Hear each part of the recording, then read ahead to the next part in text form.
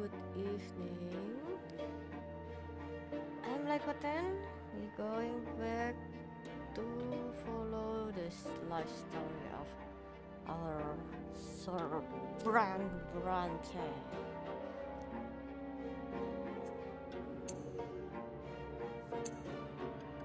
Which is we going to adolescence.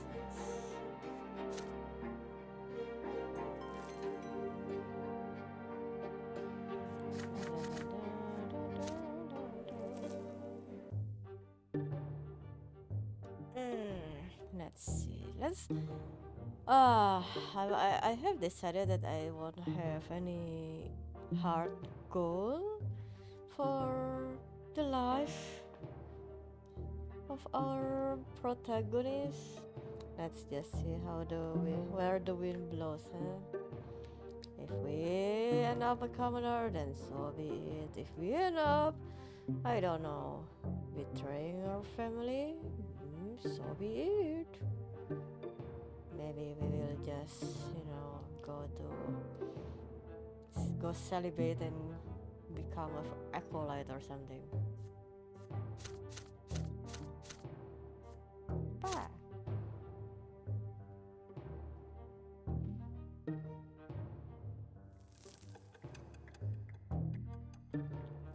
Oh, yeah, on 8 years old. Okay, the boy down the street. The family expects more and more of you as you grow up. The teachers and tutors hired by your father keep you on your toes all the time. Your life these days is dedicated to studying for your future, for the future of the Brante family. Wow. Your younger brother Nathan keeps growing up too. He can hold a conversation now. You never refuse him when he comes to play, provided you have a bit of free time between your demanding lessons.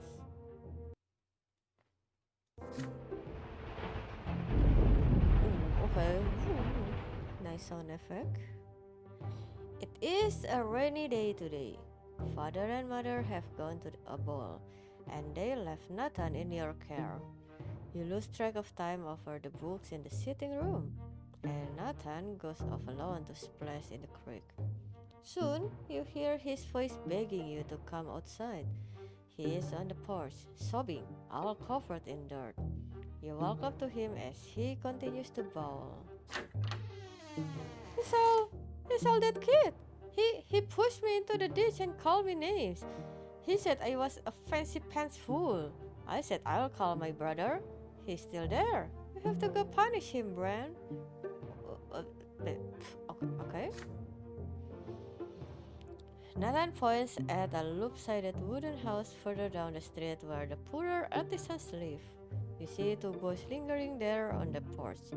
They are clearly both commoners, but far from poor. One of them is almost as tall as Nathan, and he frowns in a funny way, just like him. The other looks older, almost your age, but he's more broad-shouldered and taller. His name is Thomas. You've heard it before. There, Bran, that's him. Nathan points at the younger boy and hides behind your back. Thomas grins and rolls up his sleeves to reveal strong forearms. He must have been helping his father with manual labor for quite some time. Ooh, Thomas Guerrero. Okay, fancy name. Listen up, rich boys. We don't give a damn about you or your friendship. We don't let nobody call our home a sticking red hole. Your little brother earned his ditch dive. Maybe next time he'll dress normal and stop picking fights with North people who can throw him in the mud. Your hands clench into fists before you react. Nathan called them names first. No wonder they did the same. That's how it goes. But pushing your brother into a ditch is too much. Thomas stands tall and confident. He sees no threat in you. You are about to get ready for a fight when you feel a tug on your sleeve. You turn your head to see Nathan, the one who started the whole mess.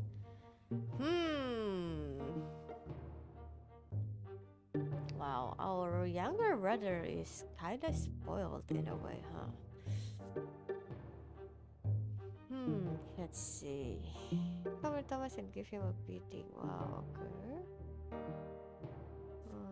Say your brother is to blame.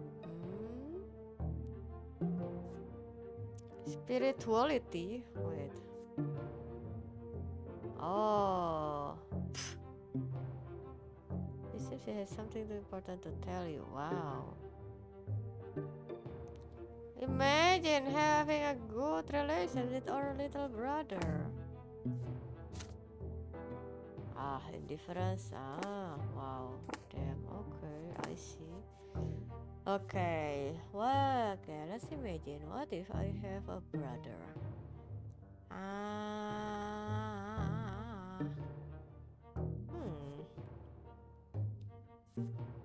I think I will resolve the matter peacefully. I guess I'm a more of a pacifist.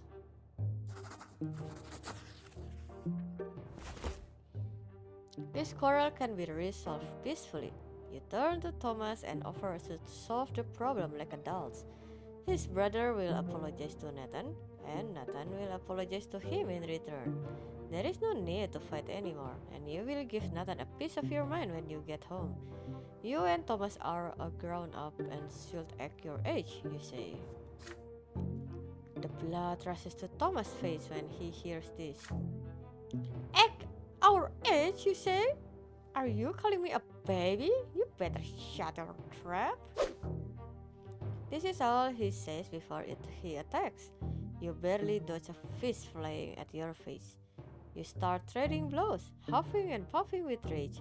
The younger brothers gawk in awe at the sight.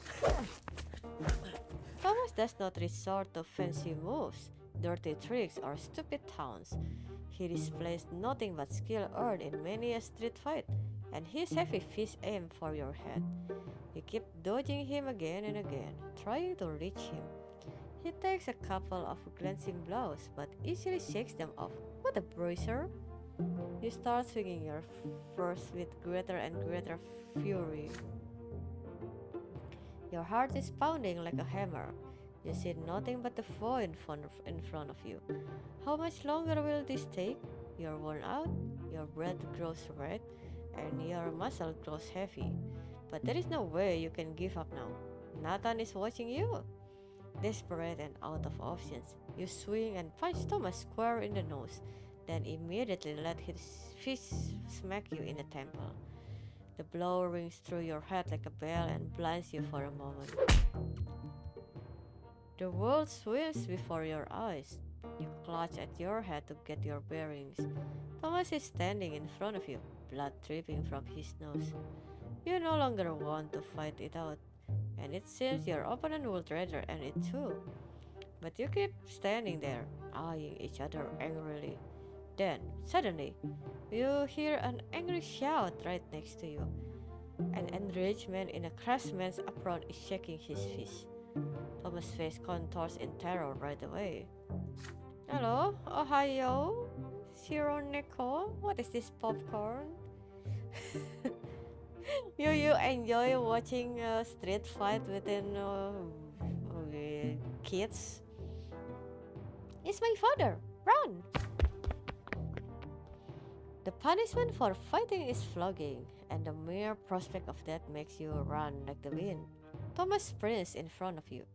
You dash across the rotten wooden planks of the back alley, up and over a lopsided fence, across a giant puddle in one leap, and then forward into the tall grass. You hide there and stay quiet. You hear no sounds or whoop of pursuit. You exchange glances with Thomas and start laughing. His laughter is loud and infectious, but soon he cuts it short and grows sadder. I'm gonna get flogged anyways. My dad's always quick to give me a beating. And then he'll start nagging me about the laws and the prayers for days like he always does.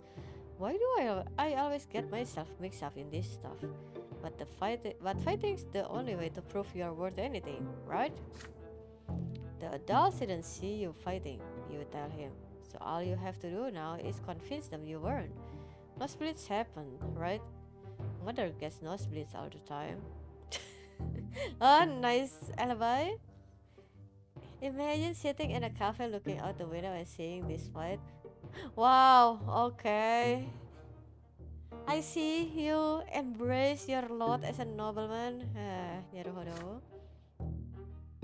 Well, we could try it. Let's hope our little brothers don't tell on us. I'll talk to mine. There's a scratch on your head. Don't let them see it. Good thing I didn't hit you in the face. There, good as new.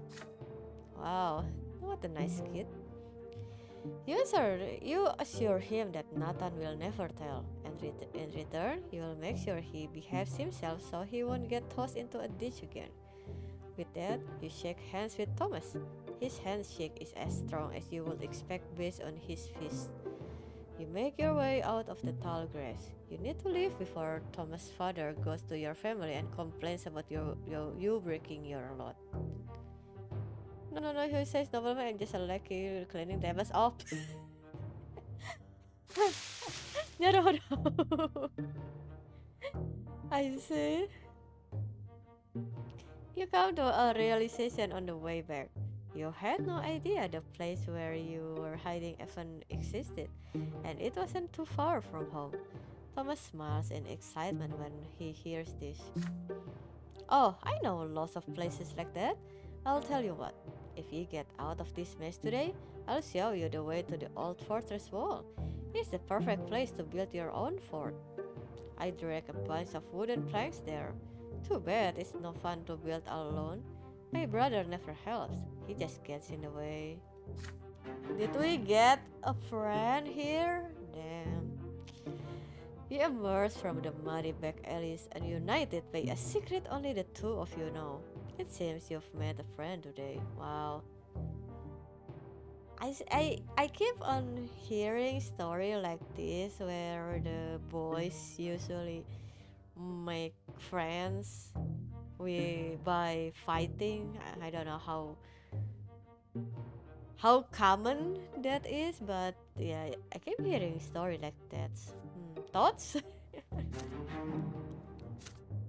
Love getting spirituality. Yippee!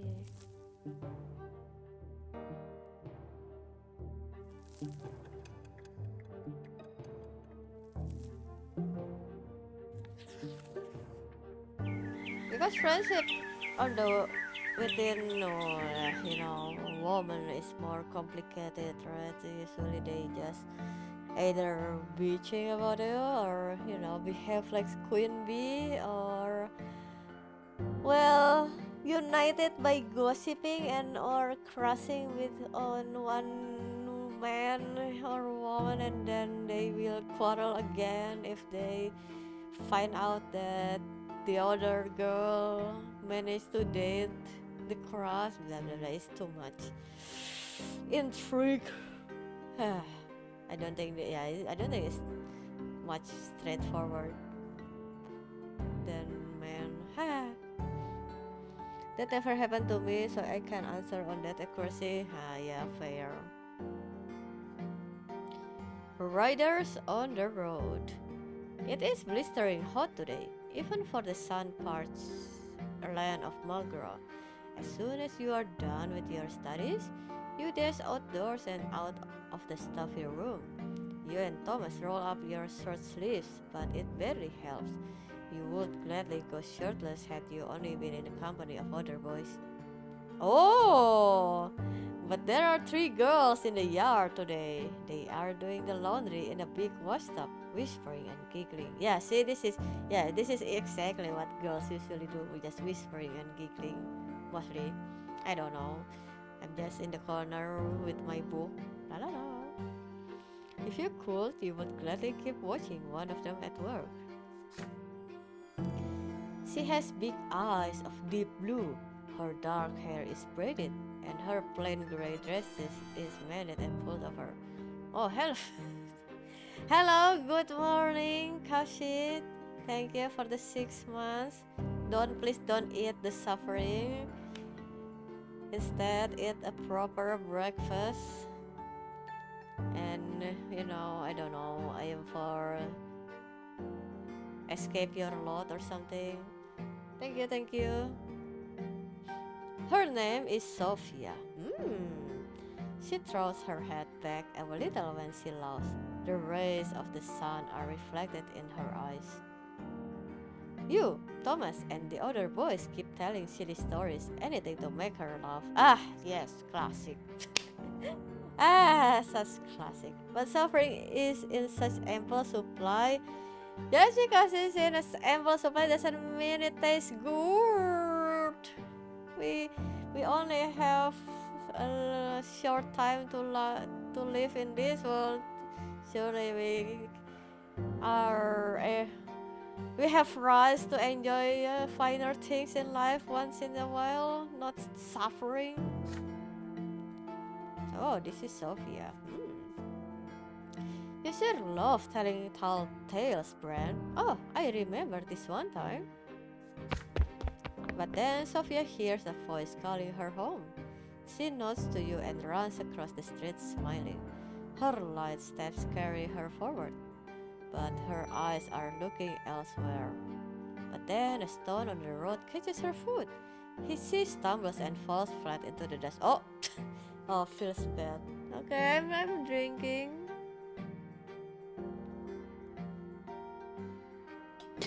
We need to borrow Mark Borgiaris to charm this Sophia girl.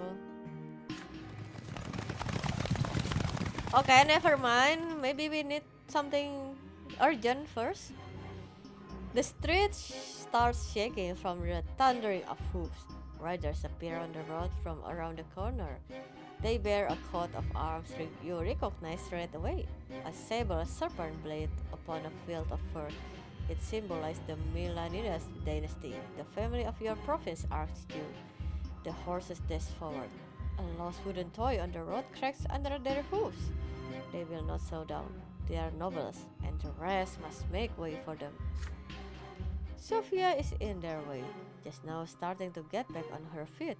Her mother is crying for her desperately from behind the fence door. You freeze in terror. The riders surely see the girl. Are they going to stop, or are they going to trample her? In only a few moments, the beautiful girl will be toppled, trampled, crushed. Mark Borgia, the rich master will thief and survive a day in timeline that is. We cannot do this on. We don't have willpower. This is so sad. Oh, this is so sad. What do you mean? I will suffer the consequences of my childhood. Oh. Sophia died her first. Oh, do look at these consequences. Oh my god. This is sad. I don't want to replay my gameplay first now though. Rest in peace, Sophia F.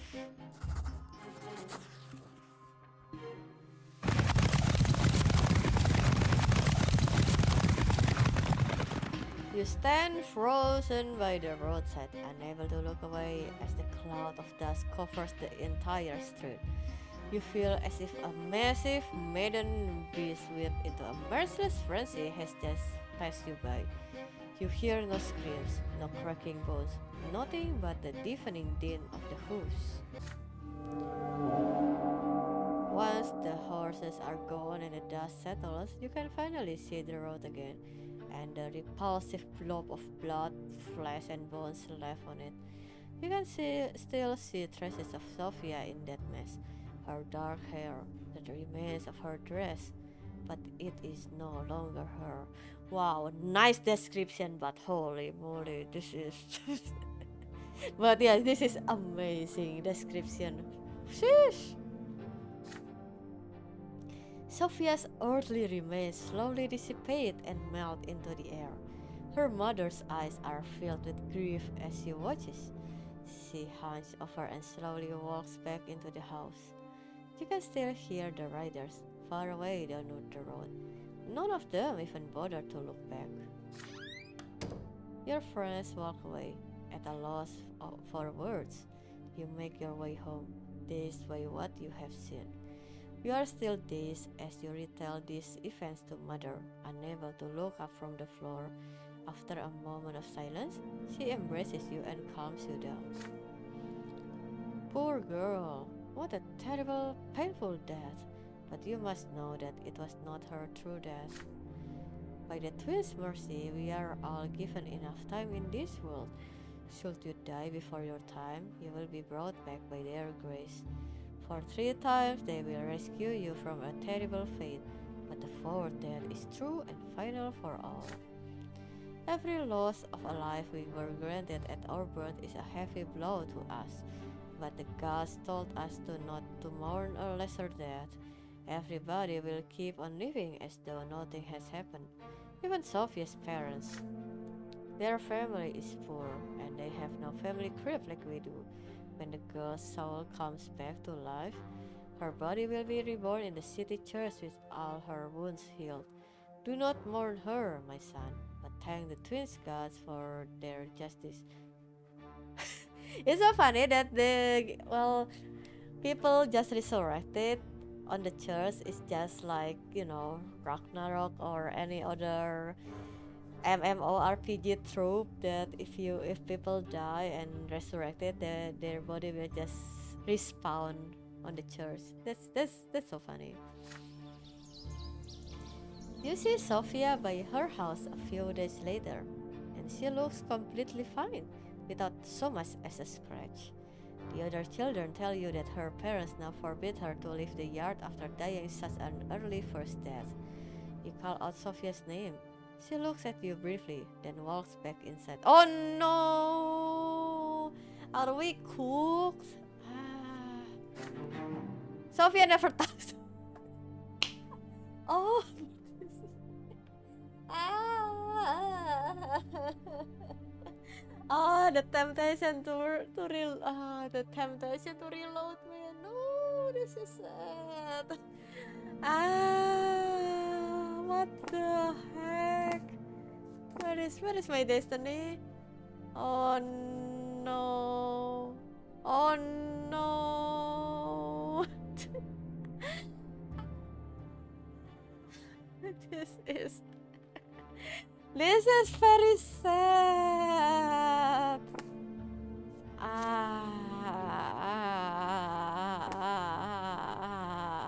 Okay, okay. Okay, I will commit. Feels bad, man.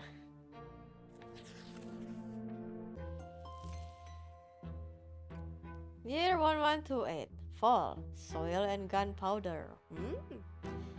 Sophia disappeared after the terrible incident with the horses. Her friends gossip that her parents sent her off to serve a reasonable dynasty.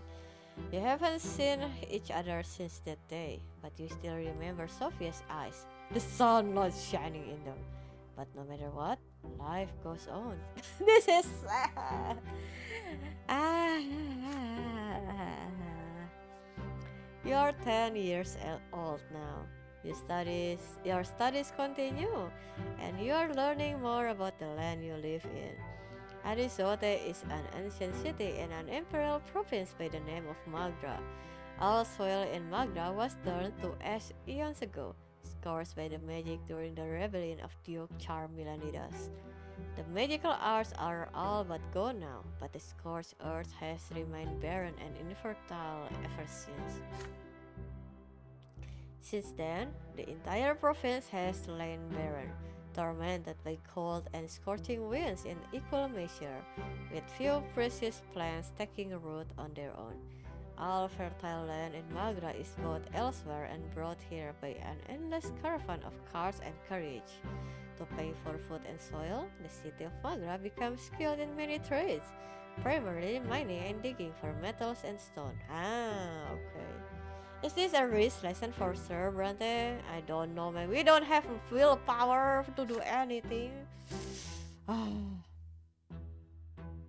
Last fall, there was an explosion just outside the city, followed by clouds of thick smoke. The first such incident frightened the citizens, but then explosions and smoke became an everyday occurrence. Soon, everyone grew used to it. Father explains that the miners are using a new invention called gunpowder. It makes it easier for them to release the precious stones and metals buried deep within earth. Ah, yes, love destroying the earth to grab the resources. Capitalism. Then one day, a thunderous explosion rocks the city, and black, billowing smoke covers the houses. People are stuck in their homes, all windows tightly shut. The air is impossible to breathe. Nathan coughs all the time. Gloria and you cough only when nobody is watching. If mother hears it, she'll make you inhale those hot herbal vapors just like Nathan. I'm I'm sorry. Do you hate hot herbal vapors that much? I love my balsamic inhaling thing. It takes 2 days for the black smoke to disperse. People pour out onto the streets to meet their friends. Thomas is eager to share everything he knows about this incident with you. They took lots of burned out people to the city temple. Mom told me she was helping the healers. Took lots of burned out people. Oh, what what a crazy sentence this is. There are many rumors. Some claim it was the work of a beast stirred from its slumber, while others say it's the surviving witches that continue to threaten the order in the empire with their accursed powers. But as for you, you patiently wait for father to come back home, and then you'll ask him about it. Father spends day and night working at the prefecture while mother spends all her time in prayer. It takes a full week for father to finally come home, and he's almost completely spent. You muster enough courage during dinner to ask him what happened outside the city. Father raises his head, his face a bleak, weary mask, and starts muttering his proclamation. It's almost as if he doesn't see you. It's the mine outside the city. They were trying to get to a vein of ore. There was an explosion. The mine caved in, and the black smoke started flowing. Many workers died there. It was all because Count El Velasco, who owns the mines, wanted them to start mining that vein before they were ready. Some of the workers weren't even reborn. Perhaps the twins thought their final time had come. The prefecture had been inundated with complaints from families that have lost their breadwinners, asking the judge to help. Many people also lost their cattle to this black smoke. Count El Velasco blames gunpowder for the disaster. The prefecture and the newspapers just repeat whatever he says. But it is plain old greed and tyranny of noblemen that are to blame. Why is the welfare of our province always paid for with commoners' life? Never such a statement more important than the recent days. Also, Mr. Sir Robert Brante, this is still relevant to these days in another world, another timeline. Then, without warning, he grows silent again. You keep thinking about it for days. Can a human life really end so easily? A single moment of bad luck and you die, only to re-emerge from the temple or the family crypt with a new black mark on your arm. Or worse, you remain where you fell, dead, never to be reborn again. Ever. This is such an interesting take on heavy theme. Ooh, okay. Wow. I see. What do you mean the wealth is increasing? What the? Okay. Holy game. You don't need to be that realistic, but okay, fine. Hello, Rocket. Thank you. I'm drinking again. Love drinking. Good morning. Stephen's arrival. Oh, this little shite come back. During lunch, father tells you to stay home in the evening and prepare to meet some important guests. Your elder brother Stefan will return home by dinner tonight. Joining him will be your grandfather Gregor Brante, as well as a noble friend of the family. You are excited about your brother's return. It has been years since you last saw him. How has he changed during his years away from home? You and father await the guest anxiously. The doorbell rings. Three people are standing outside. Grandfather is the first to come in. Naturally, he has not changed a bit since his last visit, still eyeing the house with contempt, looking for any reason to demean it. Grandfather is followed by a stately young man dressed in a jacket embroidered in silver whom you barely recognize as your brother. Stefan casts a glance at your threadbare clothes, your dirty fingernails, and smirks. Oh, this little shite! The last to enter the house is a personable gentleman with a worn-out, wrinkled face. You have heard a lot about this man from father and grandfather. He is Baron Augustin L. Born, Stefan's uncle, a family friend and the province prefect, which means that he is the head judge and thus father's superior. Sir Elbert smiles slightly and offers you his hand. Who? And this must be your younger son, Bran, yes? You have your father's eyes, young man. Father bows slightly to grandfather and Sir Elborn, but there is a moment of quiet when Stefan's turn comes. Father reaches out to him awkwardly, expecting an embrace. There is a question in Stefan's eyes as he looks at grandfather. The old man shakes his head almost imperceptibly. We noblemen often put our emotions on public display, father, not even after a lengthy separation. Wow, okay. This brat. There is no embrace. Instead, Stefan nods to father curtly. He responds in kind, his face devoid of emotion. After the greeting, you proceed to the sitting room. Elborn is the first to enter. He kisses mother's hand, and Gloria's too, and tussles Nathan's hair after he sees him hiding by the table. Grandfather acknowledged them with a glum nod. Greetings, Lydia Brante. I remember you were kind to me when I was but a child. And you must be Nathan. You could very well when I saw you last. Oh, this insufferable brat. Your elder brother ignores Gloria completely, not even a greeting. What is this, popcorn? You proceed to the dining room in a dignified manner and take your seats. The dishes smell delicious, but they merely punctuate the overwhelming tension at the table. Elborne is the only one with a friendly smile on his face.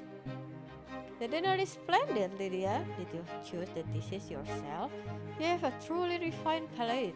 It warms my heart to know Stefan spent his early years with you. Womanly care always does a child good, no matter the estate. Your fork freezes in the air halfway to your mouth. You expect many things from a noble of the sword, but words of praise of a low-born woman are not one of them. You cast a glance at grandfather. He looks like he is about to choke on those words. Popcorn is the only thing I can afford in this trying times. That is such a weird statement to say. It would do my grandson more good to stay at boarding school among his equals. Please, Gregor, parenting is no less important. Nothing can replace a mother's love, I cannot deny it.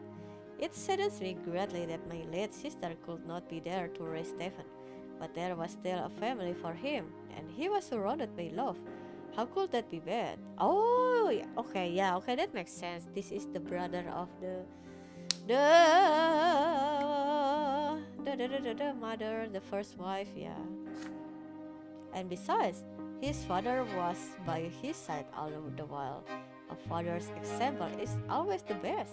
After all, Robert earned the judge rank the same way you did. Your grandson will surely follow in your footsteps. And who knows, perhaps even the younger man of the Brante family will contribute to the...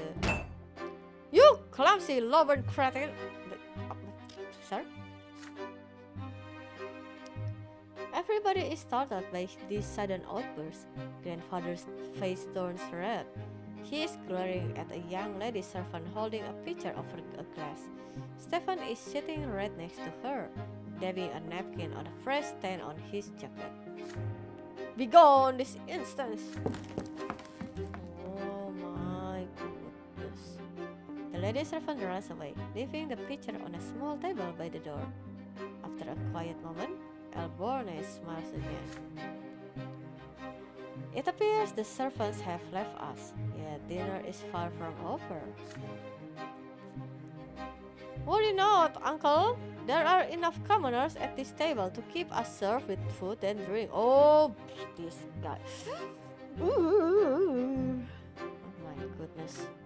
Glorious.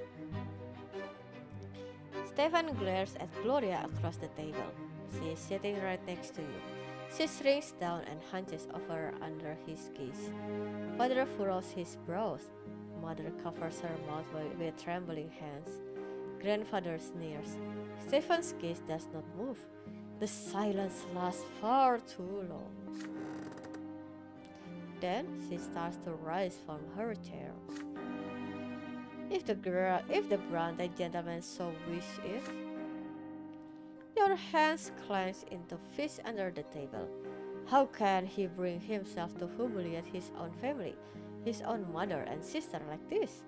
It is all grandfather's doing. Stefan could not even bring himself to embrace father without his permission.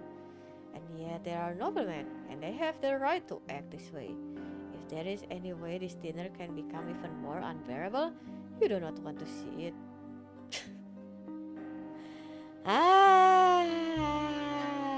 Oh my goodness, what is these consequences? Bad blood. Woo, sheesh. Okay.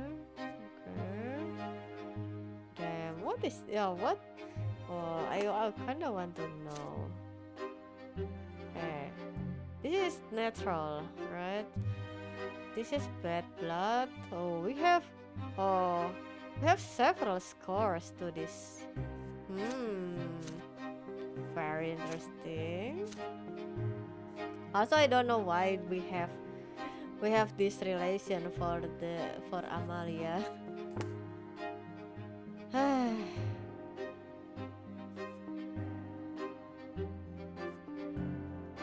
Amazing. We support our sister. Fuck the brat. You deliberate for a moment, then take the napkin off your lap and rise to join Gloria. A moment later, you hear the sound of another chair moving. Your mother joins you. The three of you now refill glasses, serve food, and clear away dirty dishes. Sir Elborne tries to make small talk with father, but in vain, so he focuses his attention on grandfather and Stefan. Grandfather is pleased to inform him of Stefan's achievements at the boarding school, especially his exemplary sword fighting skills. Underpaid editor will be free in about a week. Hello, good morning, Panit. Underpaid editor. Do you refer to yourself as underpaid editor? We love freedom. Please do not suffer more.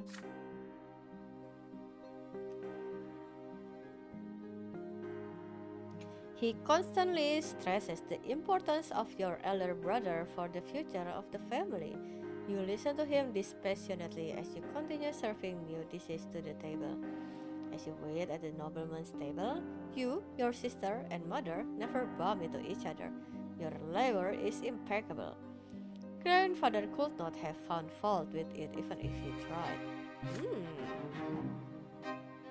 Your shoulders and back are aching, but being a manservant inside your own house hurts even more. When the guests finally leave, Mother and Gloria embrace you with relief.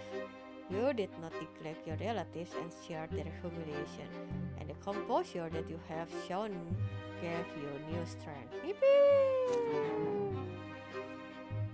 Finally.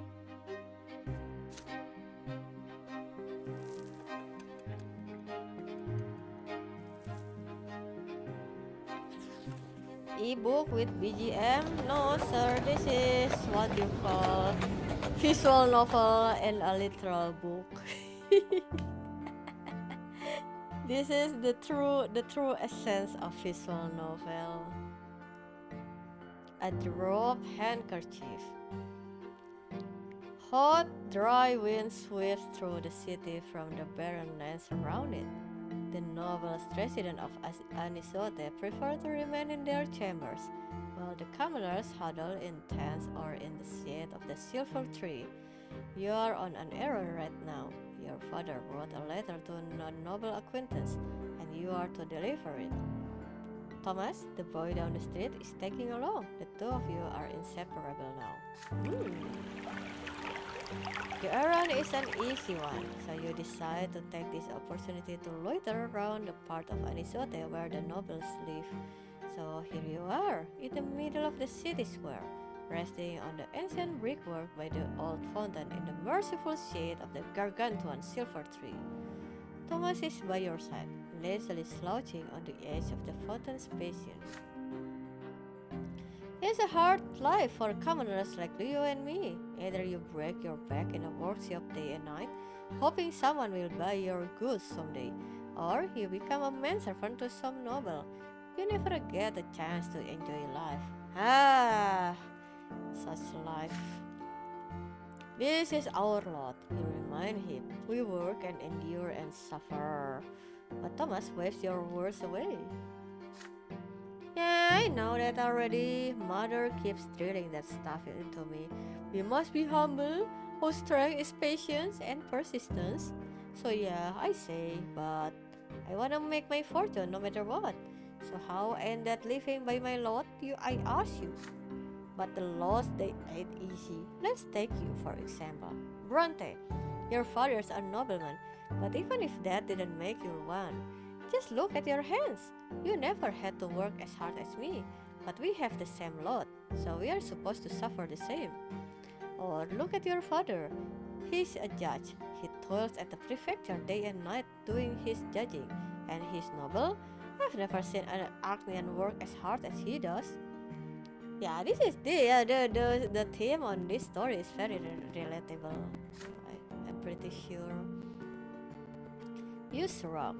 The Archnians are a different race. The books say they were born to rule over humans. They are never commoners, always nobles of the sword by birth. They founded the empire after subduing all the human kingdoms on the continent. Humans will never be their equals. Archnians are always better, smarter, stronger, and their skin is a noble shade of blue. Blue?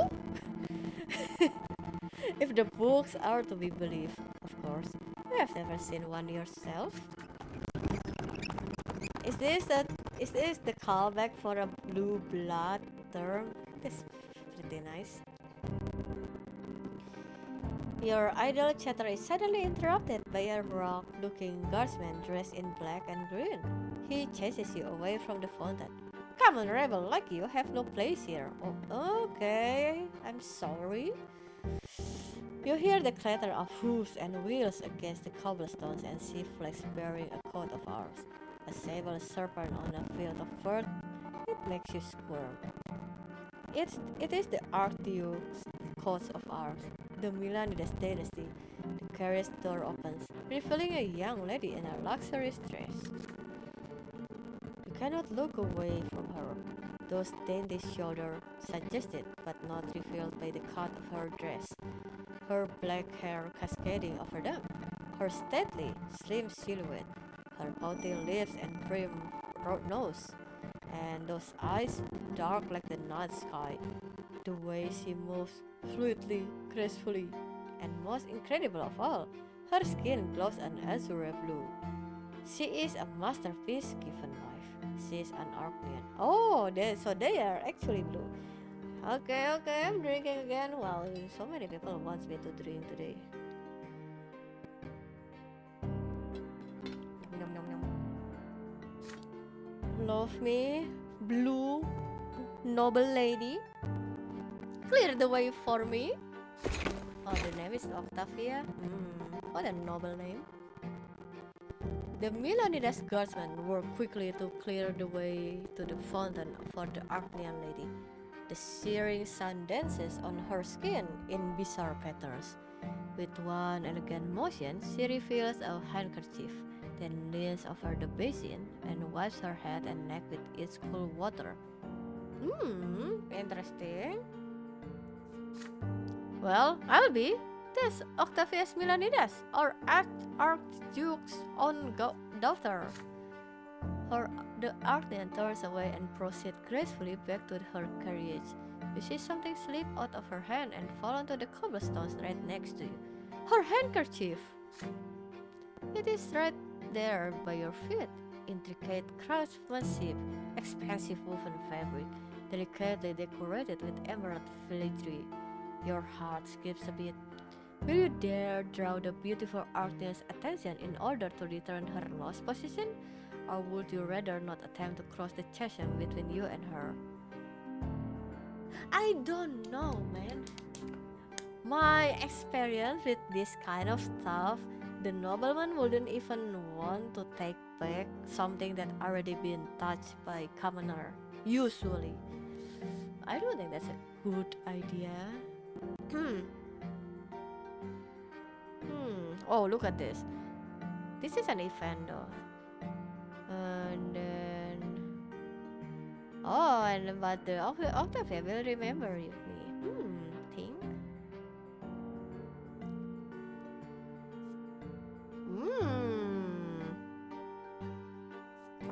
Okay, looking. Matters of the heart.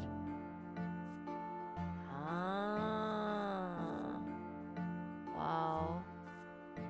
Okay.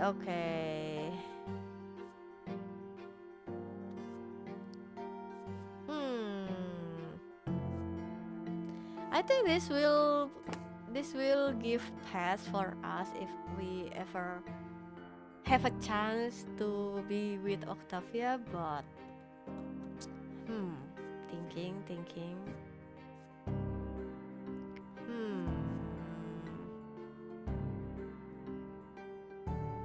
Yeah, sure. Surely we won't get beaten by this. It takes a moment to overcome your fear. You follow the young Lady Milanidas and call out to her in a nervous voice. She turns around, her beautiful face marred by a puzzled expression. You extend the dropped handkerchief towards her. Lady Octavia's face contours into a sneer. She signs to the guardsman indifferently. Yeah, see? I know it. I fucking know it. Didn't I call this before? The guardsman's gauntlet-clad hand slaps you in the face. It rings your head like a heavy bell. Your nose cracks obediently under this staggering force.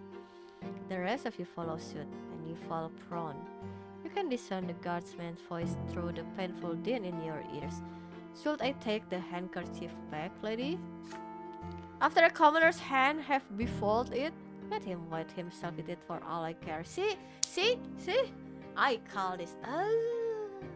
This fucking nobleman dead. The carriage drives away. Thomas runs up to you and drags you back to the fountain. Your head is still ringing from the blow. The faithful handkerchief is still crumpled in your hand.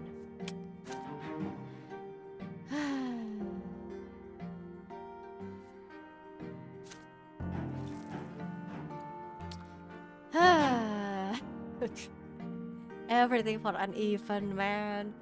Doesn't dropping a handkerchief means disrespecting someone? If it being done intentionally, then yes, I think so. But well, yeah, that may be the case too in this. Because technically she only was do you use it for to wash and maybe I don't know littering. Imagine noblemen can just reuse everything that they use. I don't know. Hate littering. Please don't litter. Stupid nobleman. Stupid non-human whatever. Year 1130. Oh, spring. The quorum decree. Or does it depend if you smile or not?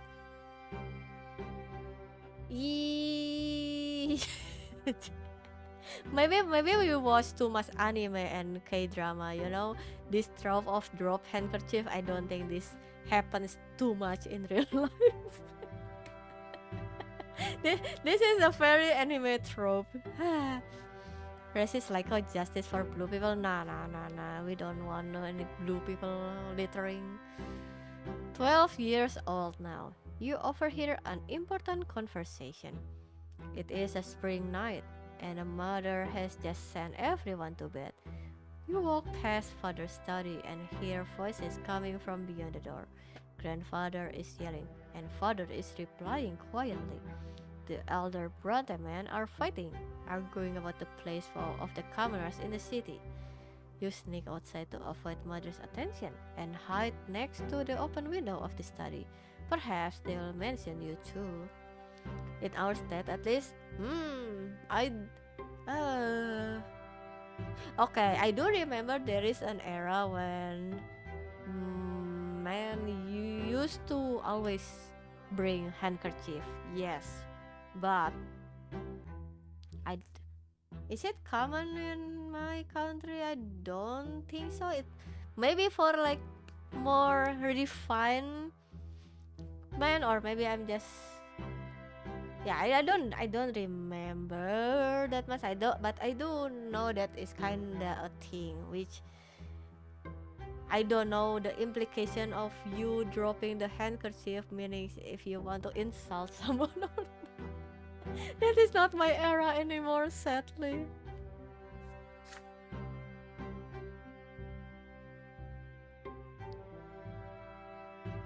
That low-life idiot had the gall to pay me a visit and beg me for some service.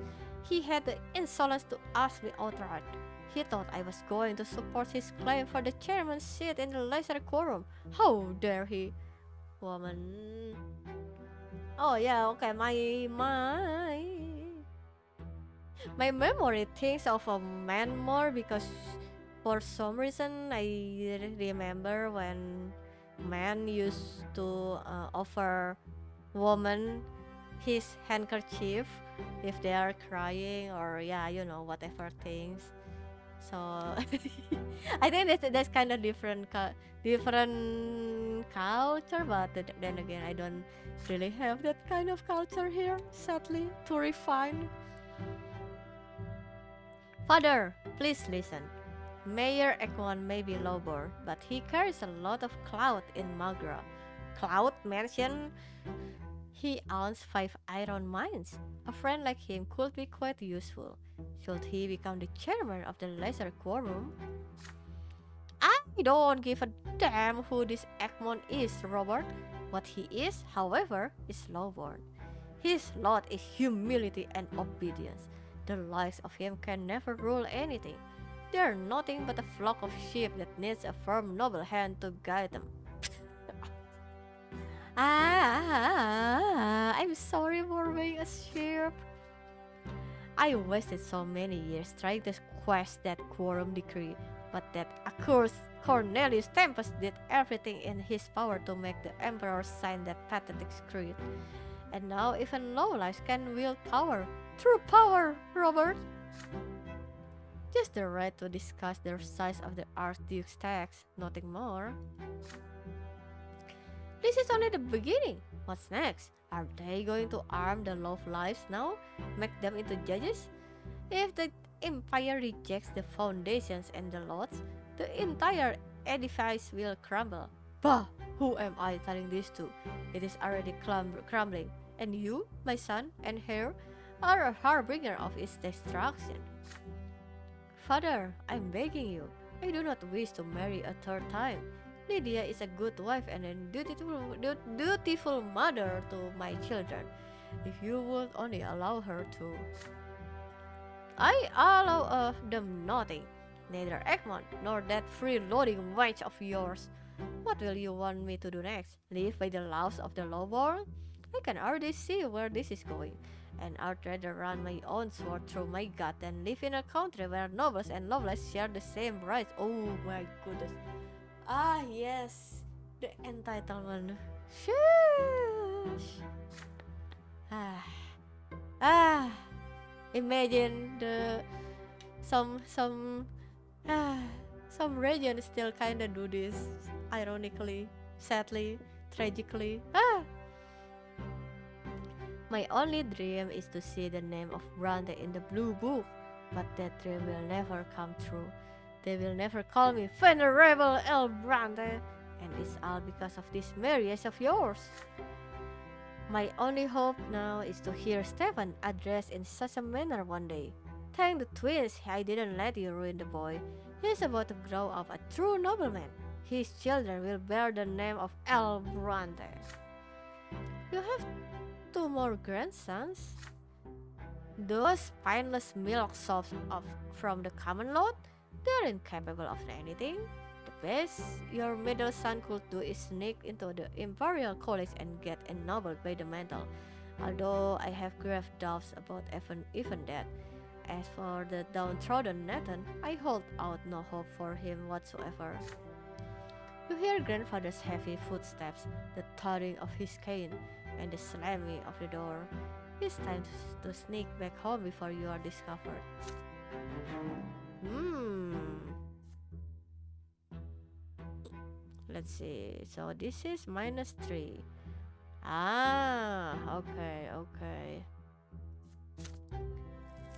Spineless milk sloth crazy. I know. Though I really love the way they describe things in this game. This lots of very interesting vocabulary. Ooh, we start studying. The school, the exams. A storm of expectations. Finally, the day comes when the teachers stop coming to the house. But before you can breathe a sigh of relief and put away the books, Father asks you to come to his study. You've grown, my son. It's time for you to continue your education away from home. I've chosen a deserving school for you, Sir Tibor's School for the children of the noblemen and well-off commoners. Naturally, it is not a boarding school for nobles, so you will study there during the day and come home in the evening. You share the news with your best friend Thomas. Sir Tibor's School, eh? Yeah, I gotta ask my parents to send me there too as soon as they get the coin together. Father says his workshop has toiled day and night for years to save up for my education. The school is based in an ancient estate of Arcadian design. The classrooms are tall and spacious, with massive benches. The sounds of scraping quills and lectures on history and imperial law and theology echo under the vaulted ceilings. The rules are strict, the lessons tiring. Restless Thomas keeps getting distracted, and several times he gets his hand slapped with a stick for it. Every teacher demands flawless mastery of their subject. Every day, the father asks you about your studies. You have already told him twice how Magra joined the empire, and how Noble's court of honor is different from the commoners' civil court in the city prefecture. But father keeps pressuring you to work even harder. I might get my article published in a book soon, hopefully. I hope for the best. Love, getting published article. You're getting published, yippee! When it is time to go to bed, mother will not let you go to sleep until you recite a newly learned prayer for her. And when it is time to go to school, you promise her every day that you will behave with great humility and steer clear for insolent behavior of any kind, for you still live by the commoner's lot, and that lot is hard work and suffering. Your first month in school draws to a close, and the teacher announced that there will be exams at the end of the month to determine the best and the worst students in each subject. Father insists that you devote all your spare time to studying law and history if you wish to follow in his footsteps. But when you speak to mother every day, you start considering theology. You still remember the revelation and divine vision that came to you in your earliest years. You have only one more day until exam. You have locked yourself away in your room. It is already getting late. Your desk is covered with handwritten notes surrounded by leather-bound books. Just looking at them makes you queasy, but you have to read through all of them again, at least for one of your subjects. The exam. It gives me headache, even in game. There is a nagging thought on your mind. Thomas ended up in big trouble the other day. He got in a fight with several boys who live next door. They heard about your wooden fortress and got in an outrage by the fortification built by commoners. They swore to dismantle it tonight. Thomas swore he would defend the fortress until the end. Perhaps you should abandon the books to rescue the friend in need. Okay, I see. I see what it is.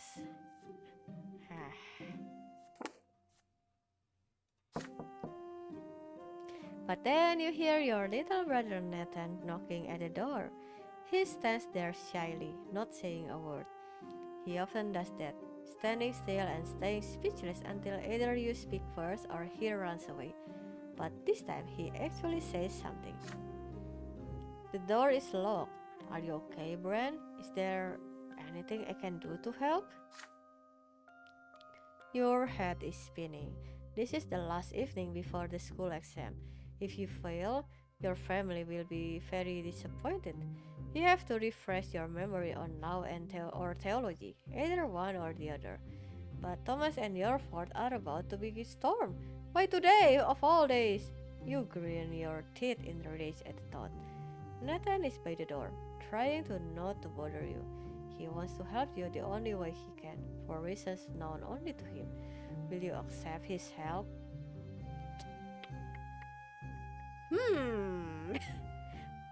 Thinking? Let's see.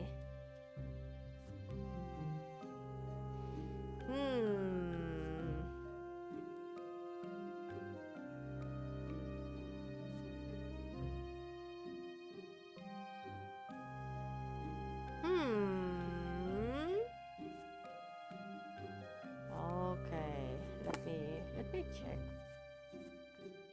Da. Oh, we need spirituality for there.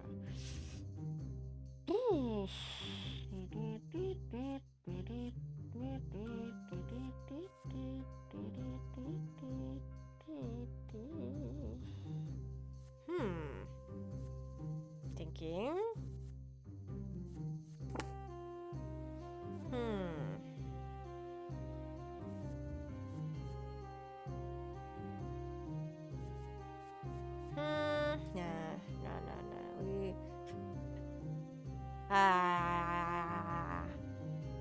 We can accept the help. You cannot help but pay attention to your brother's quiet, weak voice. You push the books away. Nathan runs to you and wraps his arms around your legs. They should just leave you alone. I don't want you to get sick.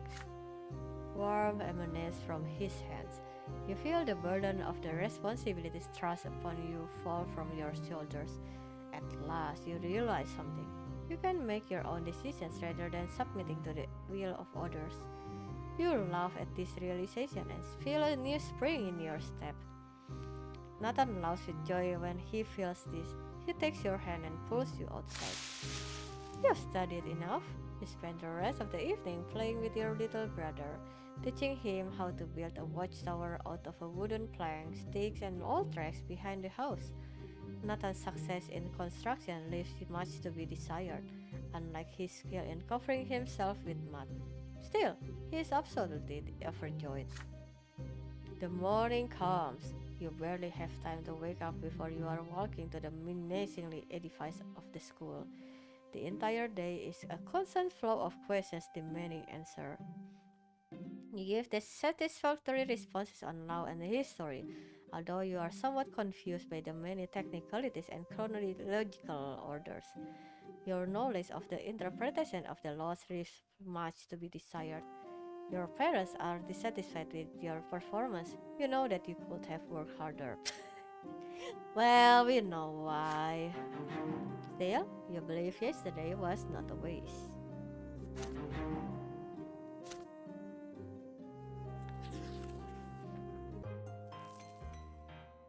You know that you could have worked. Why does this feel like a cloud? We always can do better, man, in our rotation and mitigation. 11304 Novel titles. Your education continues. As you study imperial law, you come to realize that there is a certain hierarchy even within the noble estate. It seems your father's status is not quite equal to that of the more eminent human and Argnian gentry. You return home with this new information at your disposal. Father asks you about school after dinner, as he always does. And what is the difference between nobles of the mantle and those of the sword, Bran? You already have an answer ready. The latter status is hereditary, meaning that it is passed down from father to son. After the Archnians, nobles of the sword are the most eminent humans in the empire. They own land and estates. They fill offices of the highest ranks, and the name of their bloodlines are preserved within the Great Blue Book. Nobility of the sword can only be granted only by the overseer of the province of the emperor himself. Okay. And how are such eminent people addressed? With the honorific L before their last name, you respond. Sir Augustin L. Borne, for example. Father pats you on the shoulder, clearly pleased. And what about the Archnians and their status? What have you learned about them? The Archnians stand above all human gentry. They are born to rule over humans regardless of the titles. No L is required when addressing them. They need no honorifics, for the names of their ancient dynasties are known to all. Father nods somberly. Yes, we can never be their equals. Do whatever an Archnian tells you and never defy them.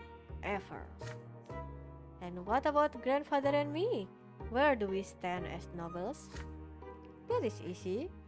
Father and grandfather are nobles of the mantle. This title cannot be inherited, but it can be earned by any commoner as a reward for great service to the empire in the legion or as a civil servant. Father suddenly grows quiet and looks you in the eye intently. Yes, and someday you will earn a noble title too, son. All in due time. Thanks for the positive encouragement, Father. Sons of the Nobility. Sir Tibor's school teaches children of all stripes. Nobles of the mantle and low-born parents can send their sons here, and every passing day, the children of the noblemen invent new ways to snub and bully the commoners. Most of the time, the bully leading them is Diaderic, the son of the secretary for the city hall and a self-important slob. The sons of noblemen never pick on you, however. They know that your father has been ennobled by the mantle. However, Diaderic and his retinue soon choose Thomas as their favorite victim. Time and time again, you ask your friend not to pay them any mind. But again and again, Thomas grows angry and snaps at their self-satisfied mockery. It is early morning. The students are busy flocking to the classroom for the next lesson. You wave Thomas over when you see him. He waves back at you, and then a bucket full of slop splashes on him. Needless to say, It is the work of Theodoric and his entourage. You hear his familiar cracky louder. The tailor's son stinks! How dare he sit next to a decent folk? Thomas clenches his fist. You're dead, Theodoric!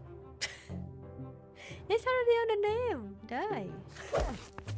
He throws himself at Theodoric's haughty entourage like a soldier ready to wage war. He attacks them first. This is just what they expected, and they are free to retaliate. He barely makes one movement before four pairs of hands grab him at once. Theodoric sneers and kicks your friend in the belly. Thomas gasps for air and starts coughing. You stand between them as Theodoric readies another kick. The nobleman's son cocks an eyebrow. Why do you mingle with commoners? He asks. Your father is a noble of the mantle. You ought to be friends with your own kind, your equals, not the dirt beneath your feet. Behind him, four boys hold Thomas down as he struggles furiously. The other students are watching you, frozen in fear. Theodoric haughtily extends a hand to you. He clearly expects you to shake it. What will you do? Ooh, interesting. Let's see what's this. Brr. Reputation. Why this brings reputation up? Oh, this is sad.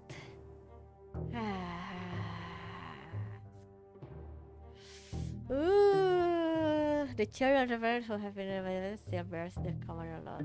Oh, okay. Hmm.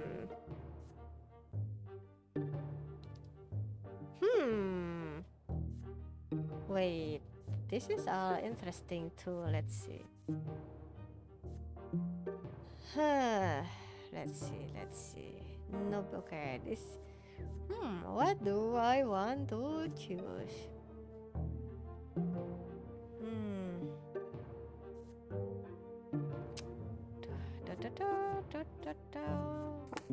What is our spirituality? Thinking.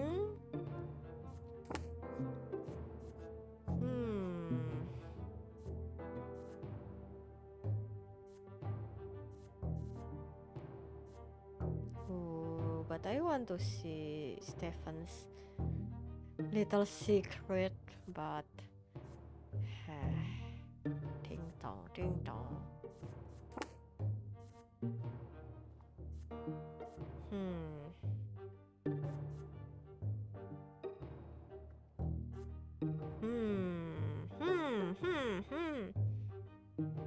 Nah, it's okay. We do duel one by one. You do not shake his hand. Instead, you challenge Daedric to display at least some dignity by fighting you one-on-one. That is, if he considers himself a nobleman's son, of course. Daedric's face grows serious. There is no way for him to refuse this challenge in public. Daedric makes a sign, and Thomas is released and pushed to the floor. He gets back on his feet, cursing and itching to rush at them again. But you hold your friend back. The teacher of the Imperial Law comes into the room just in time. Everybody immediately returns to their seat. A day full of lessons begins. You keep daydreaming of Daedric's face and how you are going to put an end to that nasty smile of his. Let's catch that bastard together and clean his cloak. He hurt me, not you. The deal has been made. You tell your friend. This is a matter of your honor now. Thomas huffs angrily, but agrees. Theodoric is already waiting for you in a narrow back street by the school, his retinue by his side. You walk forward and give him an opportunity to end this dispute once and for all. This is the nobleman's way. If you win this battle, Theodoric and the other children of the nobles will never pick on the commoner's son again. If he wins, you will never stand in their way and protect the other students. You'll fight him one-on-one. Theodoric walks forward uncertainly. You both roll up your sleeves. You raise your fist in a fighting stance. Theodoric tries to copy your movements. You hit him first. Theodoric does manage to land several glancing blows, but he is fighting a losing battle. He has never been in a real street fight. Thomas nods in approval. You have learned a lot from him. It does not take long for Dedrick to stop fighting back. One more blow, and he squeals and raises his hands. You have won. You turn to the other nobleman's son with a victorious look on your face. No more teasing! And if anyone else says so much as one bad word of Thomas, they'll pay. Dedrick forms retinue disperse silently. Yippee! Love me winning one-on-one? See you in Wolf's Den or something?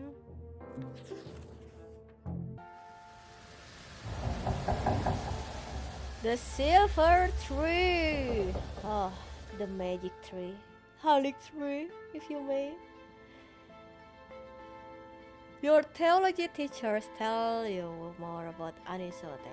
It is more than just the provincial capital. It is also a sacred place blessed by the gods. It is where the twin gods' first disciples distilled their blood, and from that blood grew the sacred silver tree. Its enormous foliage hangs over the city. You see its branches in the sky every day, but you have never approached the trunk of the tree yourself. Today, what is this typo? Today you will be taking your first trip to the silver tree. Your class is visiting a service in the great temple by the tree's very roots.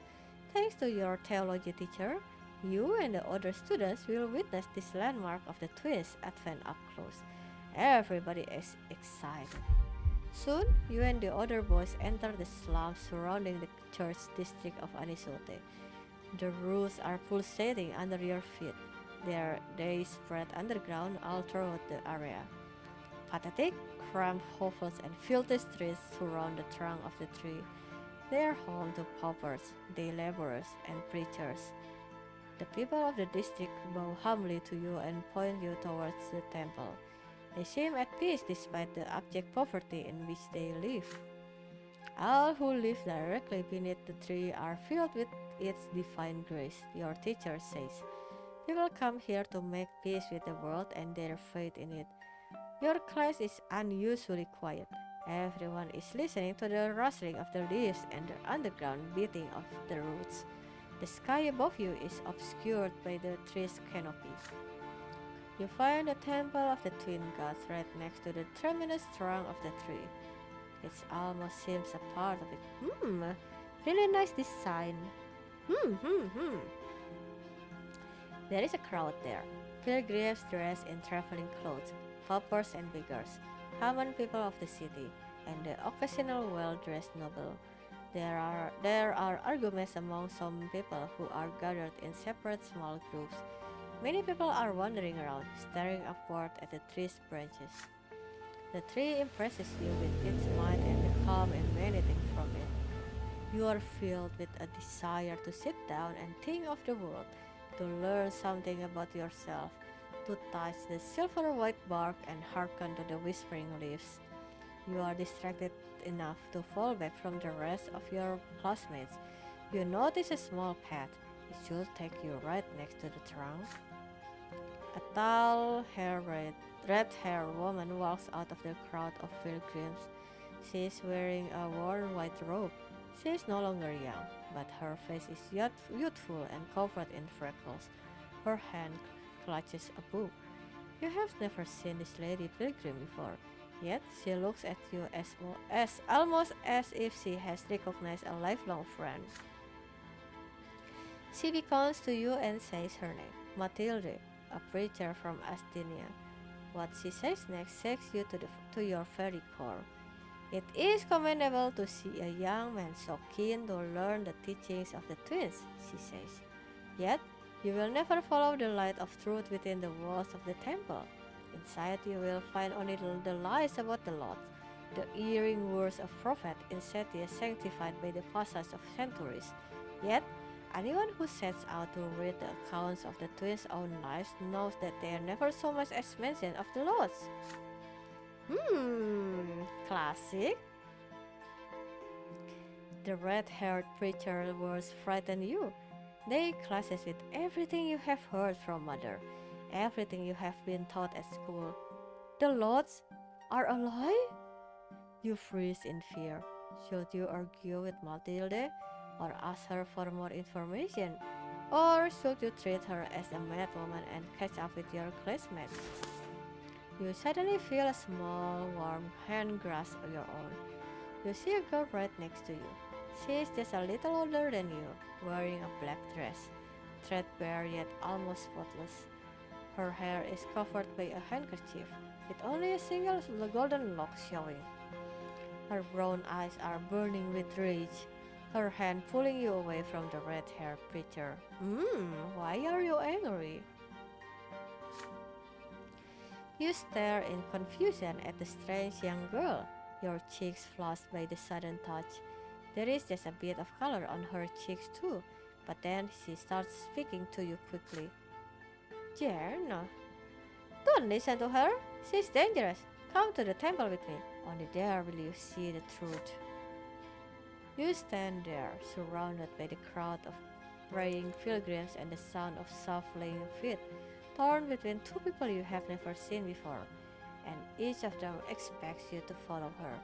But all the while you hear the whispering of the wind in the tree's branches. The branches reaches out for you, almost as if the tree wishes to speak to you itself. Can you hear its voice? Oh, this is exciting. Hmm.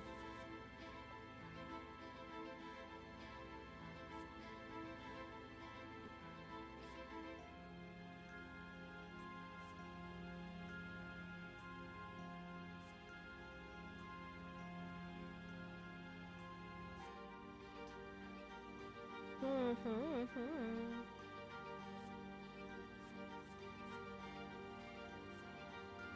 But this is interestingly different consequences, I guess. But oh, but what is this? Matters of the hearts. I thought we already have matters of the heart. Ah, Naruhodo. Love multiple romantic possibility. Yeah, let's see what epiphany we will get.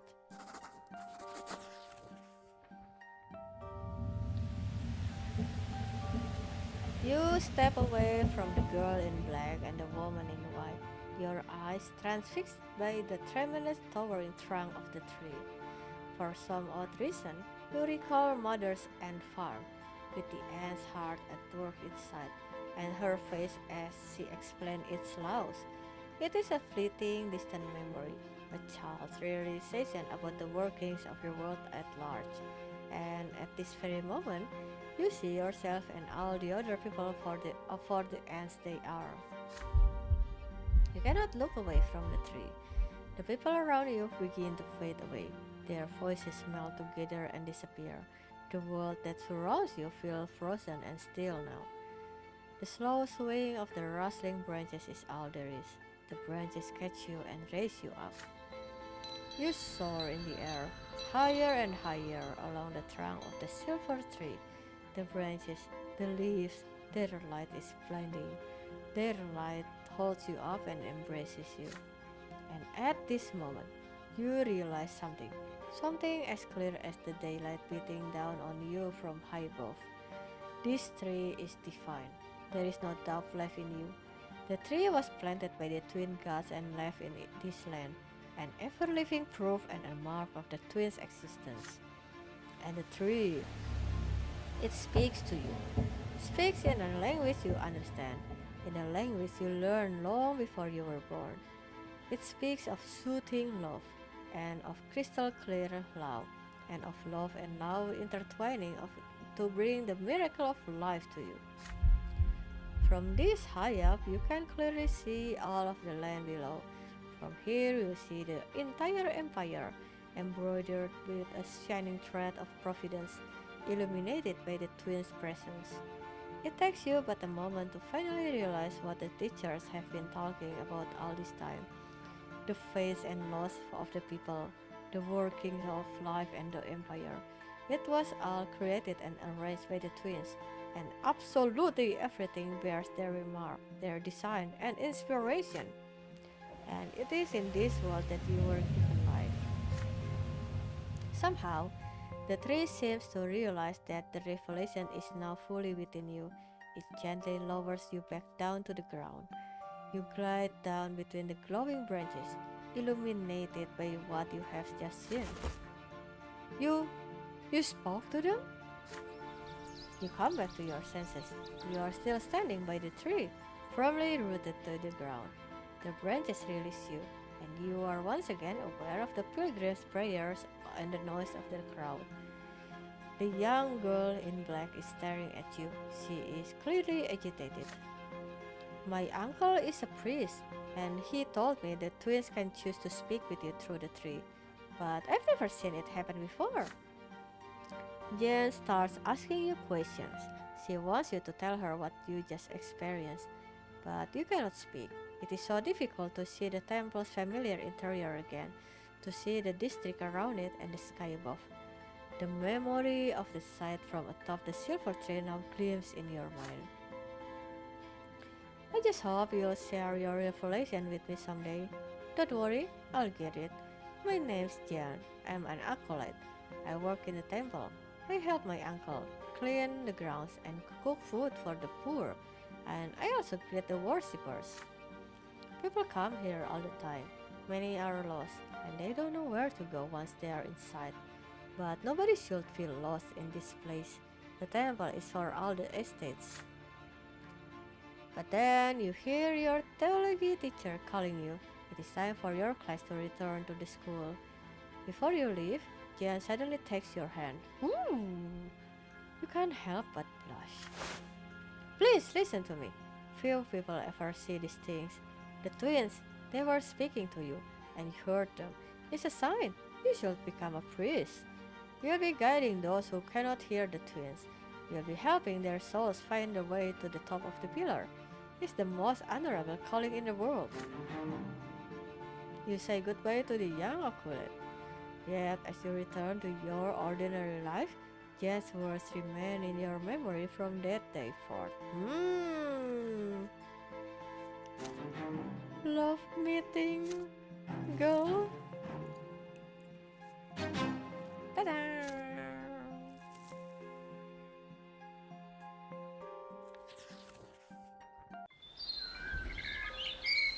The shadow of the past. Another day, another school day has ended. You are making your way home, still mulling over the things you learned from your teacher.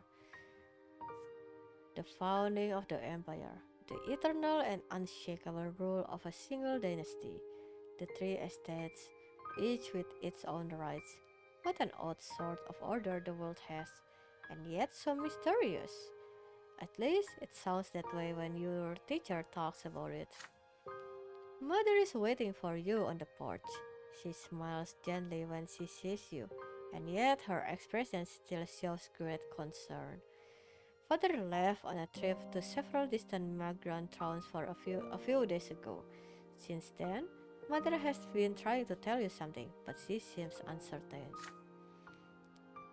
Son, could you put your things away and come pray with me? You join your mother in a prayer to the twins. She prays with fervent sincerity, her head bowed low, reciting the words of obedience to them and their greater design in a barely audible whisper. You repeat after her, just as she has taught you ever since you were a little boy. When the prayer ends, Mother sighs and turns to you. Brant, my son, you are 13 now. You'll be grown soon. It's time you learn about certain things that are important to our family. Difficult things. It's about your father and me, about our marriage. You gaze curiously into Mother's eyes. I'm sure you've wondered about this before. Your father is a nobleman of the mantle, so how could he marry a commoner with another man's child? But you see, Bran, your father, when his first wife Amalia Airborne died, it was a painful blow to him. He lost the will to live. lost all purpose. He felt like his own destiny was cut short that day as well. And then he met me. You know the troubles I had in the past. I went to the prefecture as a practitioner to ask them for help, protection, justice. When I was a young girl, I worked at a small shop that sold crockery and dishes. A nobleman took a liking to me. May his name be forever forgotten. The twins know I was humble and honored his law to rule, but he took me by force. Mother fell silent, summoning the courage to continue. Gloria is that nobleman's daughter, but he was outraged. How could I have the gall to burden him with a lowborn progeny? He turned me out on the street with that little baby girl in my arms. Mother's voice is shaking now. I take her hand tenderly. I had no home, no honor, nowhere to go, no one to help me. When I went to the prefecture, I didn't really think the judge there would help me find justice against my former master. But when Sir Robert heard my plea, his eyes met mine, and I believe that at that very moment, the twins themselves granted him the gift of their love. Your father told me that there was nothing he could do to make that detestable nobleman marry me, but he would never abandon me and baby Gloria, and if I agreed, he would take me into his own home. Tears are running down mother's cheeks, and I knew it, my son. I know how much his honor and reputation would suffer, but caring for me brought him back to life. It's like he experienced another sacrament. He discovered his noble purpose, his law to rule and protect and care for others, but his decision to marry me, he is still paying for it today. Your father had the courage to defy your grandfather, the founder of his bloodline. If only you knew how much he had to endure, my son. If only you knew the despicable rumors we heard about the Brantes all over Anisote. It was only thanks to the effort of Sir Gregor that the Brante bloodline managed to hang on to what little remained of its reputation. And now the noble families have all but forgotten about that scandal. Thank the twins. Mother falls silent. She looks at you intently. Do you understand what she is telling you? I don't know. About nobleman sucks, I guess. The nobleman sucks except our father. Our father is amazing. My son, I'm not telling you this just to share the pain of my past. I have no reason to complain. Even Sir Gregor has accepted me through gritted teeth. But you need to understand the heavy burden our family must bear, including our scandalous marriage and Gloria's foul origin. And Gloria, she can never be a Brante. Even if the elder Brantes agreed, the news would stir up the old scandal in the minds of high society. And if that were to happen, Bran, they would see even your birth as illegitimate. Mother sighs heavily. What I told you just now is something you have to know, son. You are about to enter adult life. By my lot, I must be humble. I cannot tell you how to treat your family. But may I ask you a question? Now that you know all of this, do you still see Gloria as your sister? I mean, of course. What kind of question is this? What is this? What is it? +1 on nobility? What the fuck is this? What is this price of nobility? That's actually crazy. What is this emphatic question? Okay.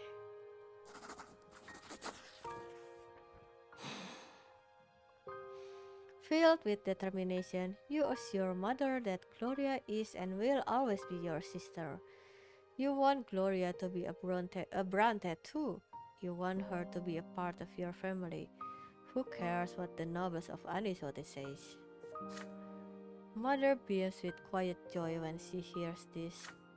Oh, Bran, if only you knew how happy that would make me to have our family united at last. However, The joy on her face quickly gives way to concern. But I already owe good Sir Robert a debt I can never repay. He's given my daughter so much, a home, an education, his care and advice. The Brante bloodline could suffer so much from Gloria's existence. We should all just learn to accept her status as it is. Just then, you hear Gloria carefully knock at the door of Mother's chambers. Mother, Bran, I couldn't find you. You happily greet your sister. Yes, she is your sister. No old secrets can ever change that. Mother gives you and Gloria a kiss on the forehead and returns to her prayers. You and your sister walk downstairs together. Mother is alone by her bedside now, thanking the twins with a quiet prayer for the Bronte family they have given her. You hope they can hear her.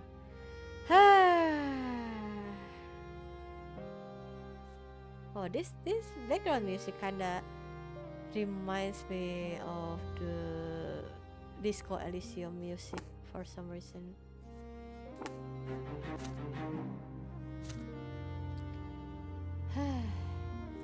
Sausage overload. Okay, I'll be right back. Need to fill back my cup, water and stuff. Da, da, da, da. Be right back.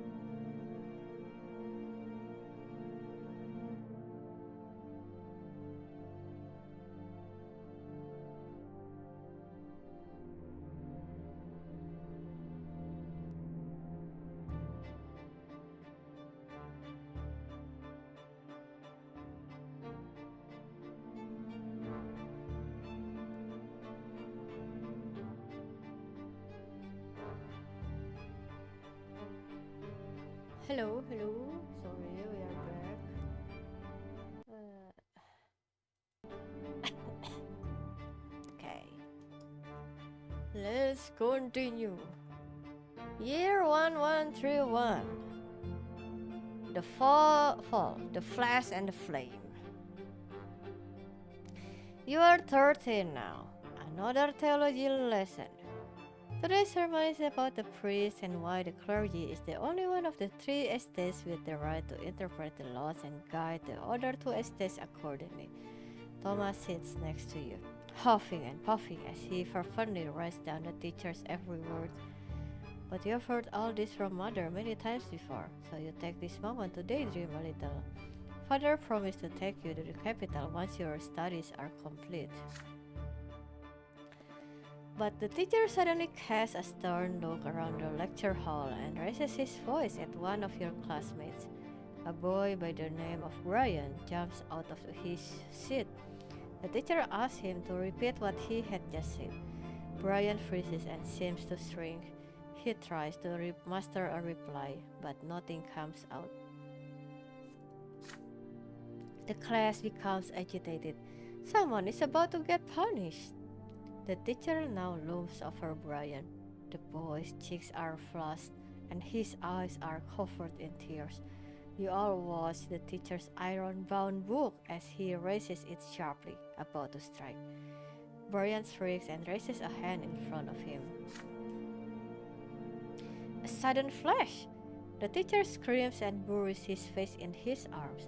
His hair is ablaze, and his skin is covered in horrible burns. It's magic! Real magic! Just like in the books about the Magra Rebellion. The class freezes in shock. There is a dull thud as the iron-bound book falls to the floor. Nice detail. What is this, popcorn? Brian's hysterical laughter rends the silence. He stands up from his bench, fire in his eyes and sparks on his fingertips. There are screams now. Students run for the door. The teacher tries to extinguish his burning hair. Brian snaps his fingers, and the book of Isaitius on the desk turns into pillars of flame. He laughs and raises his arms, and the curtains catch fire. Okay? The screams grow louder as the fire howls. Brian's face is tense and violent. His mouth is spewing flames, and his whole body is shaking with laughter. He steps towards the door. Hugh and Thomas glance at each other. He's going to burn the whole school down. Okay, that is extreme, man. What do you mean you're about to burn the whole school? Your friend's determination makes you brave. You run behind Brian and knock him off his feet. You both tumble to the floor. Even through his clothes, his body sears your flesh. Brian screams, convulses, and grabs Thomas by the shoulder with his burning hands. Thomas howls but stays put, then knocks Brian senseless with several fierce blows to the head. There are servants fussing around the room now. They put out the fire and take away the teacher, his body covered in horrible burns. You and Thomas remain next to Brian, who is lying on the floor, silent. Soon, 3 men in black cloaks enter the doors of the school, each bearing an edict sealed with silver. The Inquisition! You and Thomas are told to step away from the witch. They lock Brian's neck in a silver collar and take him away. One of the inquisitors remains behind to tell the students what happened. That was magic, he explains. The ungodly power that twists the minds of men into savage instruments of murder. Only the sacred sickles of silver can hold it at bay. Only the power of the twins can save us all from its evil grasp. The next day you are forbidden from ever mentioning Brian's name again. He is no more. Curious? Why there is a magic in this world, huh? The nobleman's lot. A great day looms ahead. 100 years ago, a third Tempest was anointed to rule over the empire. Blessed by the twins themselves, the emperor's reign continues into its second century. Celebrations in honor of the Tempest dynasty are held throughout the city, and the school is closed for 2 weeks because of that. Yippee! On one of these evenings, father tells everyone that grandfather is going to bring Stephen back home for the holiday. They say families should celebrate the day of anointed but together. You could benefit from you could benefit from your elder brother's company. With his noble education, Stephen might be able to teach you how noblemen are supposed to act. Even my voice are giving up when telling the story about of the nobleman. That's crazy. Soon, Stephen arrives.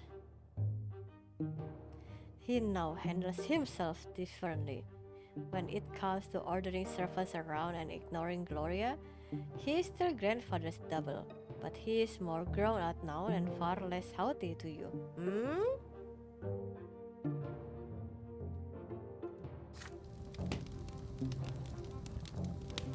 It is a dark winter evening. A damp, cold wind sweeps through the city from the barren lands of Magra. You and Stefan are sitting in the library. He is telling you all about Eterna, the capital of the empire. It is full of so many wonders. The Imperial Palace, the enormous Temple of the Twins, the Military Academy, the Imperial College. You have read so much about these places, yet he has seen them firsthand. Nathan enters the library. He looks concerned. I can't find Gloria. I look everywhere. She's not in the attic, not in the sitting room, not in the kitchen. I heard she wanted to sneak off to the ruins of Charmilanida's palace. She could be lost in there. You and Stefan exchange looks. Charmilanidas, the rebellious Jew. The ruins of his palace are a dangerous place. Some children claim his tainted magic still lingers there, which means you absolutely have to make your way there and back again to prove you are not afraid of the long dead witch. Your brother tells you to wait. He leaves and soon returns with his sword in his shirt. Get ready, Bran. We are going to rescue Gloria. She must have gone to the ruins in search for inspiration for another one of her little rhymes. The two of you instruct Nathan to tell your parents you have gone for a walk in the square. You and your elder brother head outside.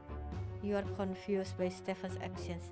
He refuses to treat Gloria like a human being, so why is he still so determined to rescue her? Stefan notices your expression. Are you wondering why I care about Gloria all of a sudden? I can't act in any other way, can I? The law of honor compels me to protect my family. Gloria will never be a Brante, but father still took her into our house. I must respect his seniority and defend Gloria like she is one of our own. You are a Brante too, noble or not, which means it is your duty to aid me. Interesting logic, I guess. Stefan has a motive, it's to sus. Yeah, but I guess if you are like so... if you are so brainwashed by the responsibility of your lot and stuff, it's maybe still aligned with whatever the responsibility they need to do.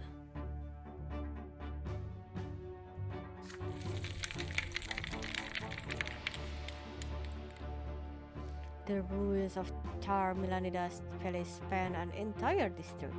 The palace was abandoned centuries ago, and its remnants are overgrown with thick underbrush. The ruined palace is empty, nothing but cold wind blowing over the crumbling brickwork. Even the worst scum of the land steer clear of this place. You make your way through the ruins until you spot scattered sheets of paper covered in writing. Your sister's writing. You hear loud laughter coming from behind a dilapidated stone wall nearby. You pull yourself up to peer over it. Gloria is lying on the ground face down, twitching and sobbing. A gaggle of drunk young thugs surround her, cackling and swinging their arms about. You hear their shouts. Look at the lass, sitting here rhyming words together. She thinks she's an old noble. But don't you worry, you low-born tart. We're gonna teach you your place. One of the loud spits at Gloria as she lies there. Get away from her this instant, you bastards, or I'll spill your guts. They respond with mocking laughter. Stefan drops his sword. The street thugs recoil in fear, but they soon notice that he is only one armed man against many. They start reaching out for sticks and stones. Wait, how many? How many thugs that we are going to fight?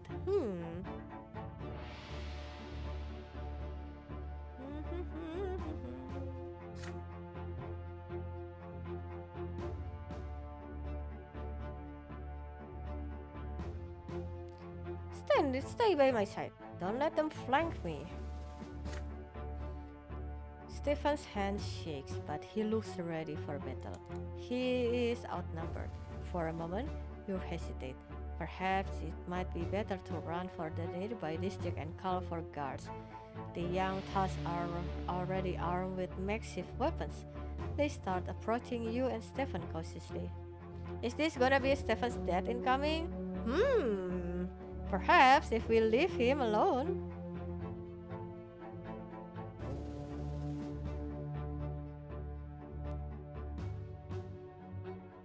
Let's see.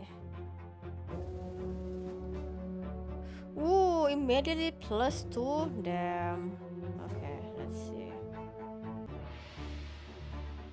Oh, it's only unlocked if we don't have bad blood. Oh, that's funny. Call the guards. Yeah, I don't think this is good. maybe Stefan will die, huh? Yeah, it's okay. We have enough willpower to do this. But okay, do we want nobility? Maybe do one.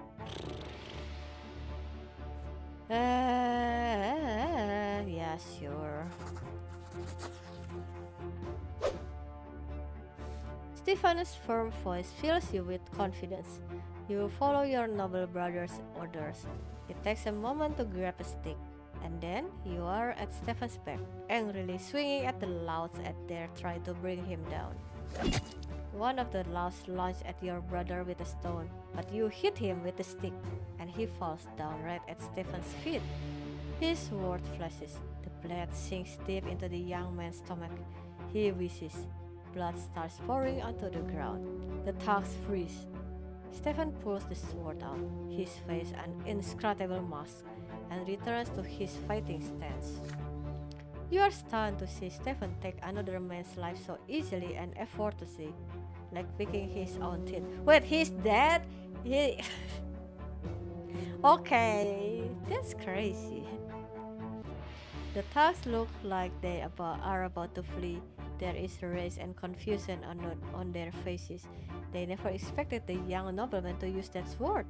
Stefan just coughs at them. Lowborn scum, that's all you are.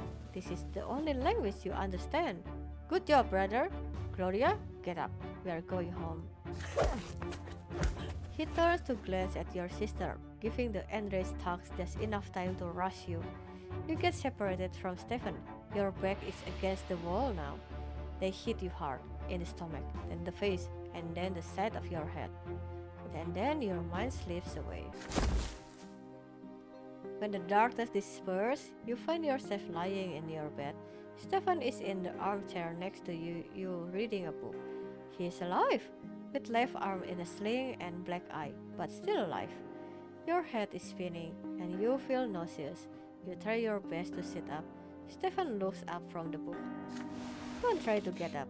You lost a lot of blood. I suppose that was a few thugs too many for a single warrior, even with good backup.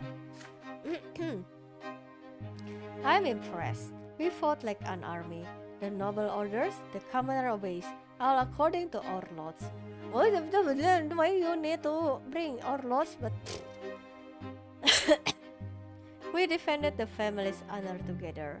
You know, brother, the nobleman's lot is also a great burden that few are able to bear. It takes courage, not to fight everything you see, but to do your duty. Each and every decision a nobleman makes becomes a part of his family legacy, flowing in a blood tide forever. All according to our laws. Whew. I think about it often. A noble mustn't act weak. A noble mustn't suffer like people of the low-born lot. A noble must rule over them wisely. A noble must ensure that they have work to do. It's not merely your own lot you have to look after. You have to ensure that 1,000 others can live by their lots as well. And there are so many more matters to take care of. Honor, dignity, tradition. It's tough, but it's what it takes to be a nobleman. Do you understand what I am talking about? There is approval in your brother's eyes for the first time in a long while. It was a pleasure to fight side by side, brother. Oh, brother. Imagine that. Such is our Lord. Trial of the assailants. Before law, the entire city hears how a gang of lowborn thugs assaulted Stefan Brante. Grandfather ensures that the brass young men are found. Some of them are taken into custody as soon as lesser death releases them. Ooh, oh my god. Okay, that's crazy. Imagine you're resurrected and then you immediately thrown into prison. Sheesh! Grandfather seeks vengeance on those who hurt his favorite grandson. Prefect Elborne, a friend of your family, promises to personally oversee the trial and ensure that justice is served.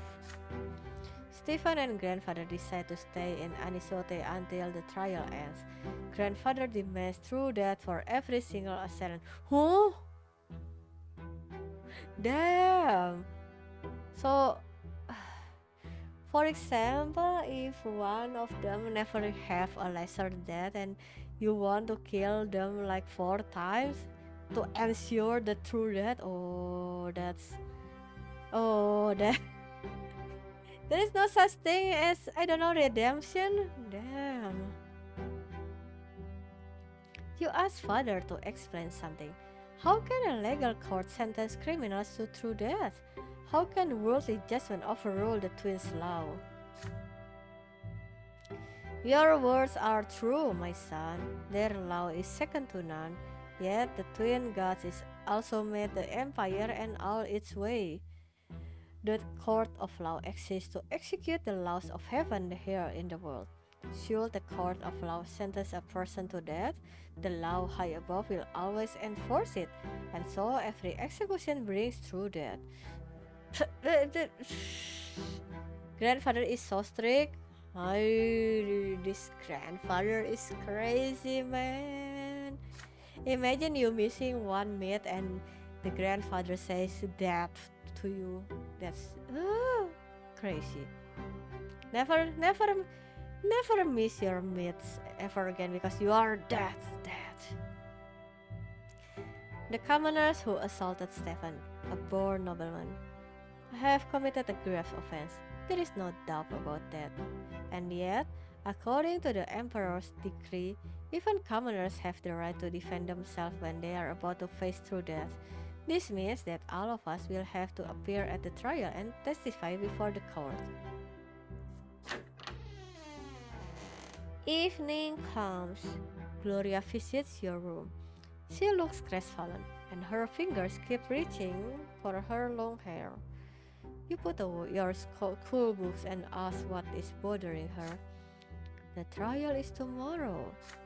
I thought I was going to appear there too, as an eyewitness.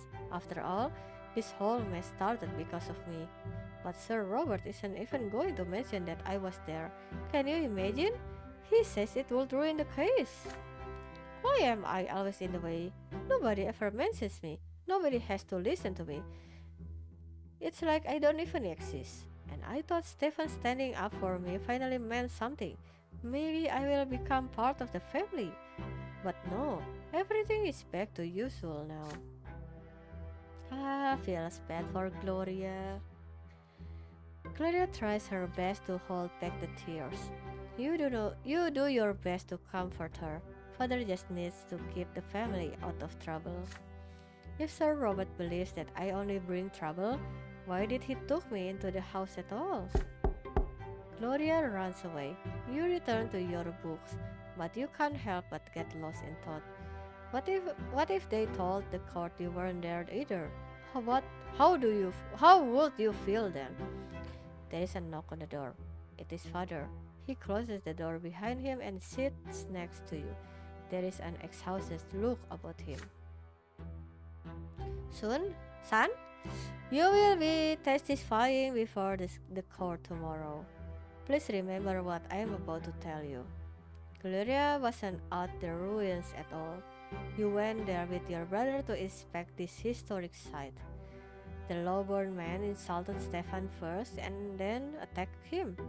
Stefan had managed to deal with the assailants on his own by the time the guards intervened. Gloria will cast suspicion on the case. If we mention her very existence to the court, the reputation of the family will suffer. Your grandfather will never forgive me if that happens. Do not let me down. We are all counting on you. Ah, the cover story. Yeah, yeah, yeah. You recall the night of the fight like it was a moment ago. Gloria sprawled under the feet of those cackling thugs. Her poetry, her greatest treasure, scattered on the ground. She thinks she's all noble. Those were the words they spat down at her. But doesn't grandfather mean the same thing when he denies that she is part of the family? But if you do what father tells you, the trial will end quickly. Those commoners will face true death for assaulting a noble. If you mention Gloria, things will get complicated and you cannot predict how the trial will end. Which is more important to you? What is right or what is just... Ooh, nice sentence right there. What is right or what is just? Sheesh! Wow, this writing is fire right here. Holy. Okay, let's see.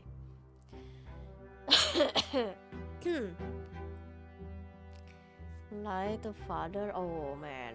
Ooh, look at that. -2. Damn. What is that emote? Okay, let's see. We are determined to change father's opinion and make sure Gloria gets the fair treatment this year.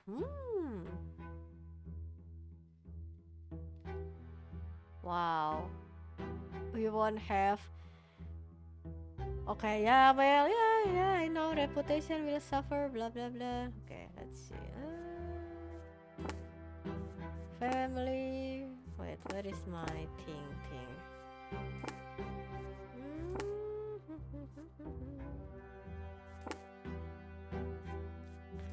Reputation. We are on 4, which is modest, yes. But with we -1, we will back to the tarnished honor, which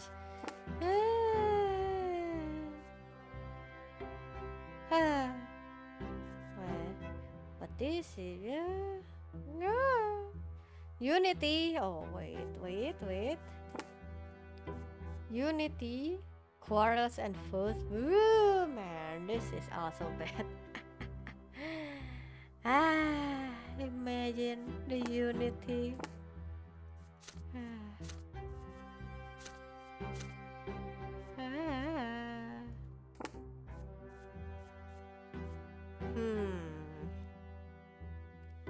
Interesting.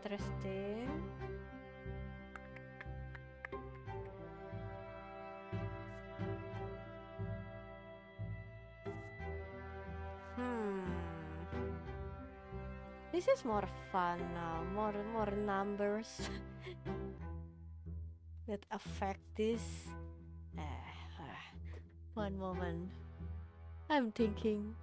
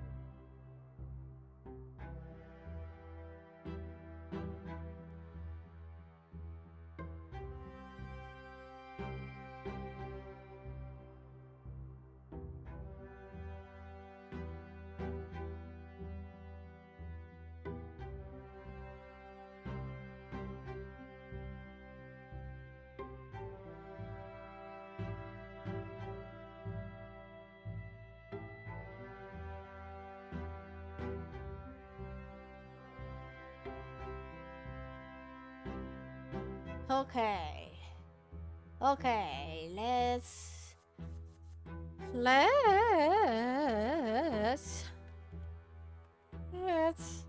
convince our father instead.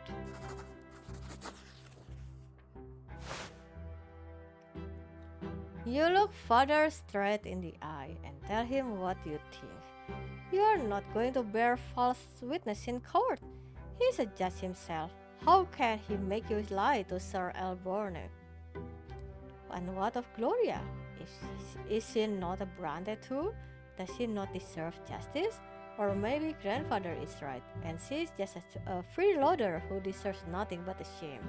If so, then how come father agreed to take her into his home and under his protection?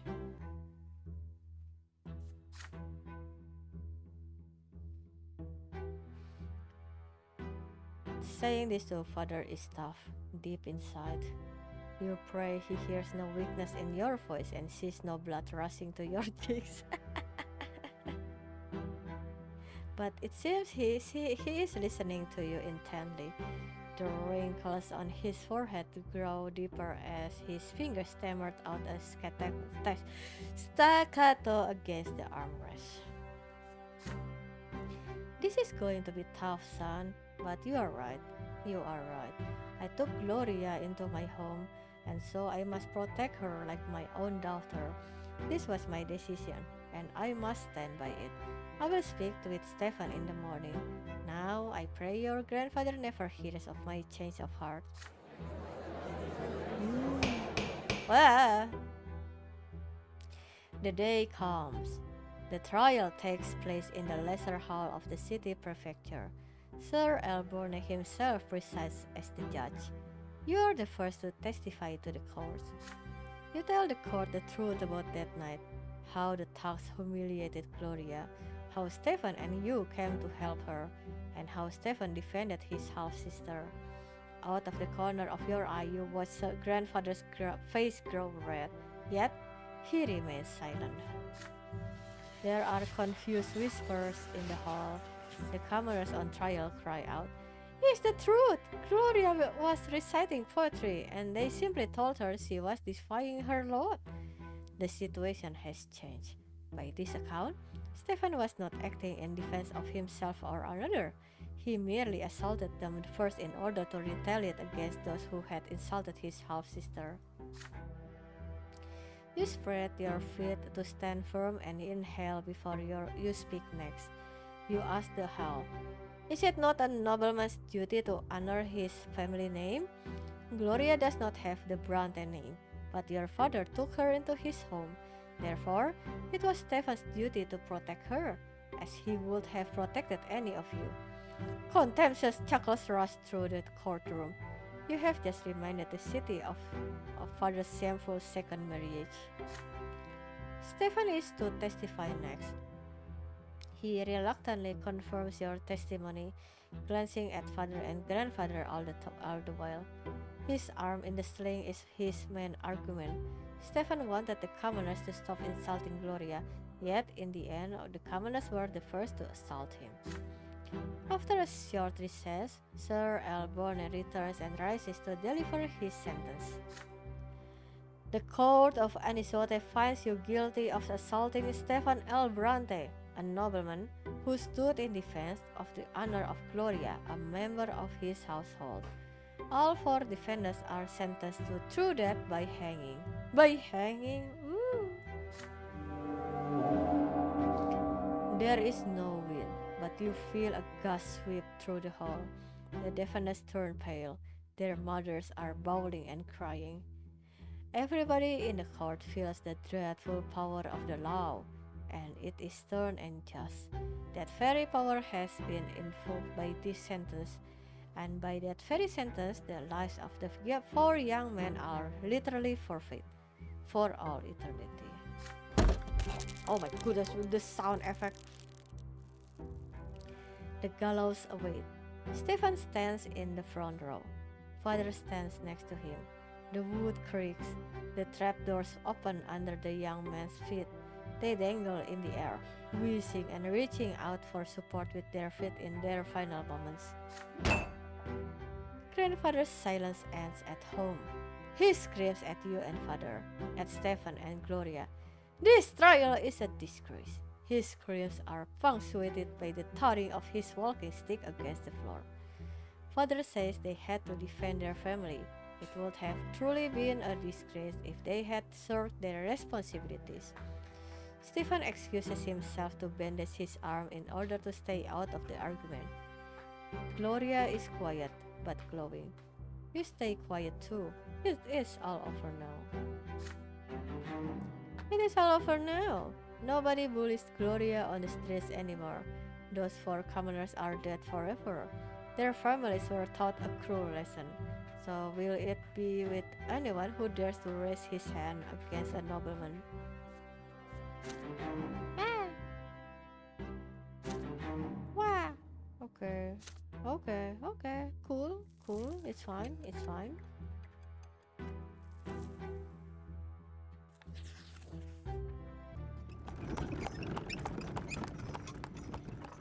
Stephen leaves soon after the trial, alone. Grandfather does not go with him. For the first time in a long while, he lingers in the house for more than a fortnight. Father says Sir Gregor is ill and needs rest. What is this agony title?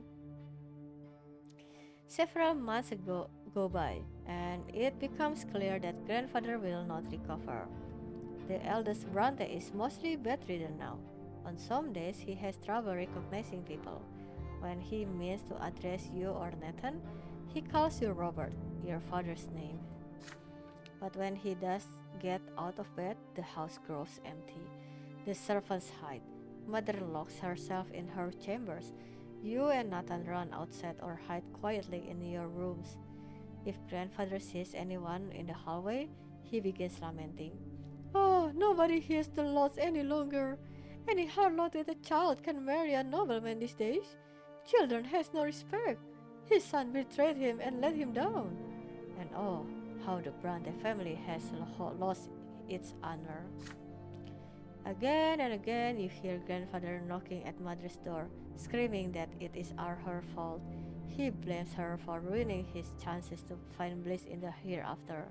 He blames her for dooming him to suffer at the foot of the pillar. You overhear your parents talking one night. Mother begs father to move Sir Gregor to his old home and spare the children his decline. Father refuses her outright. It is late at night. The hot, dry winds are coming. What is this? What is this?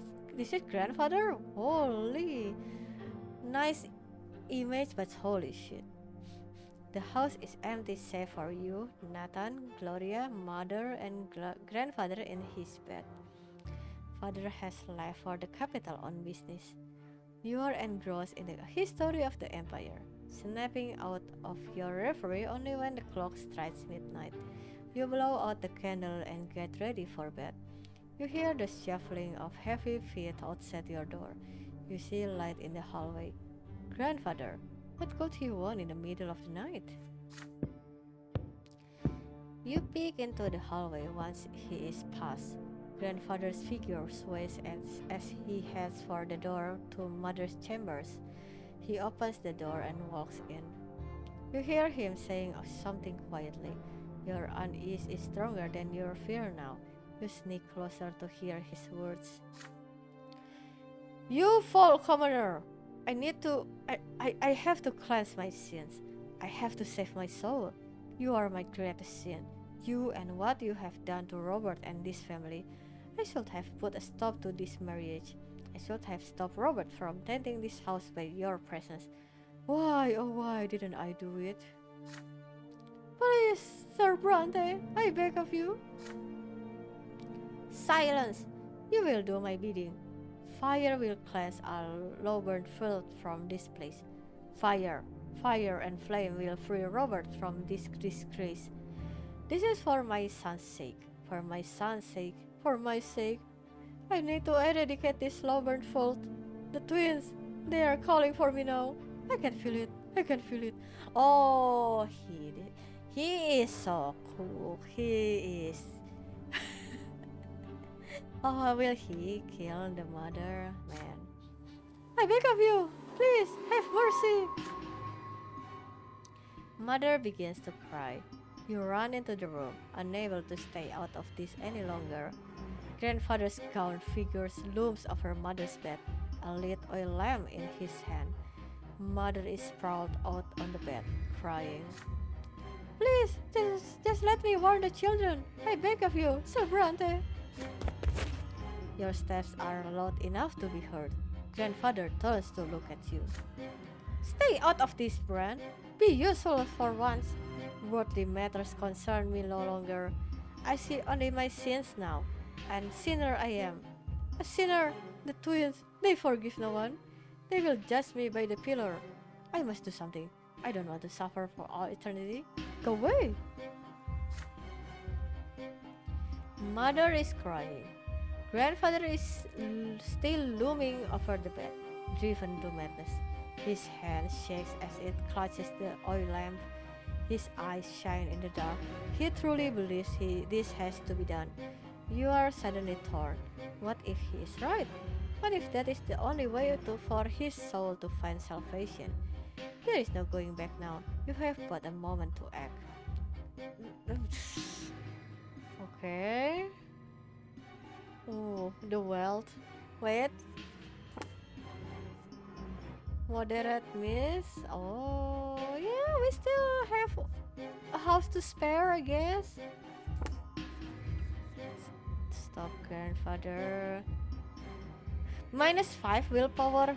Sheesh. Hmm.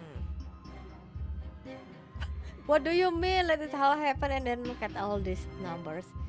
Nobility, ingenuity, spirit. What do you mean spirituality with +3? Oh, that's fucked up. Oh, that's crazy. Also, going to die. Yeah. That's not happening. No. Okay, what's this though? Stop grandfather, but the father will be. Oh, okay. The father is cooked either way.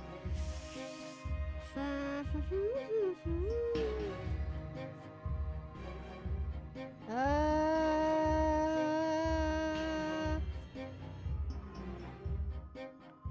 why we increase nobility if we stop grandfather? What is this? Ah, ah, you know what? Let's run away. What is but a one house coast, right?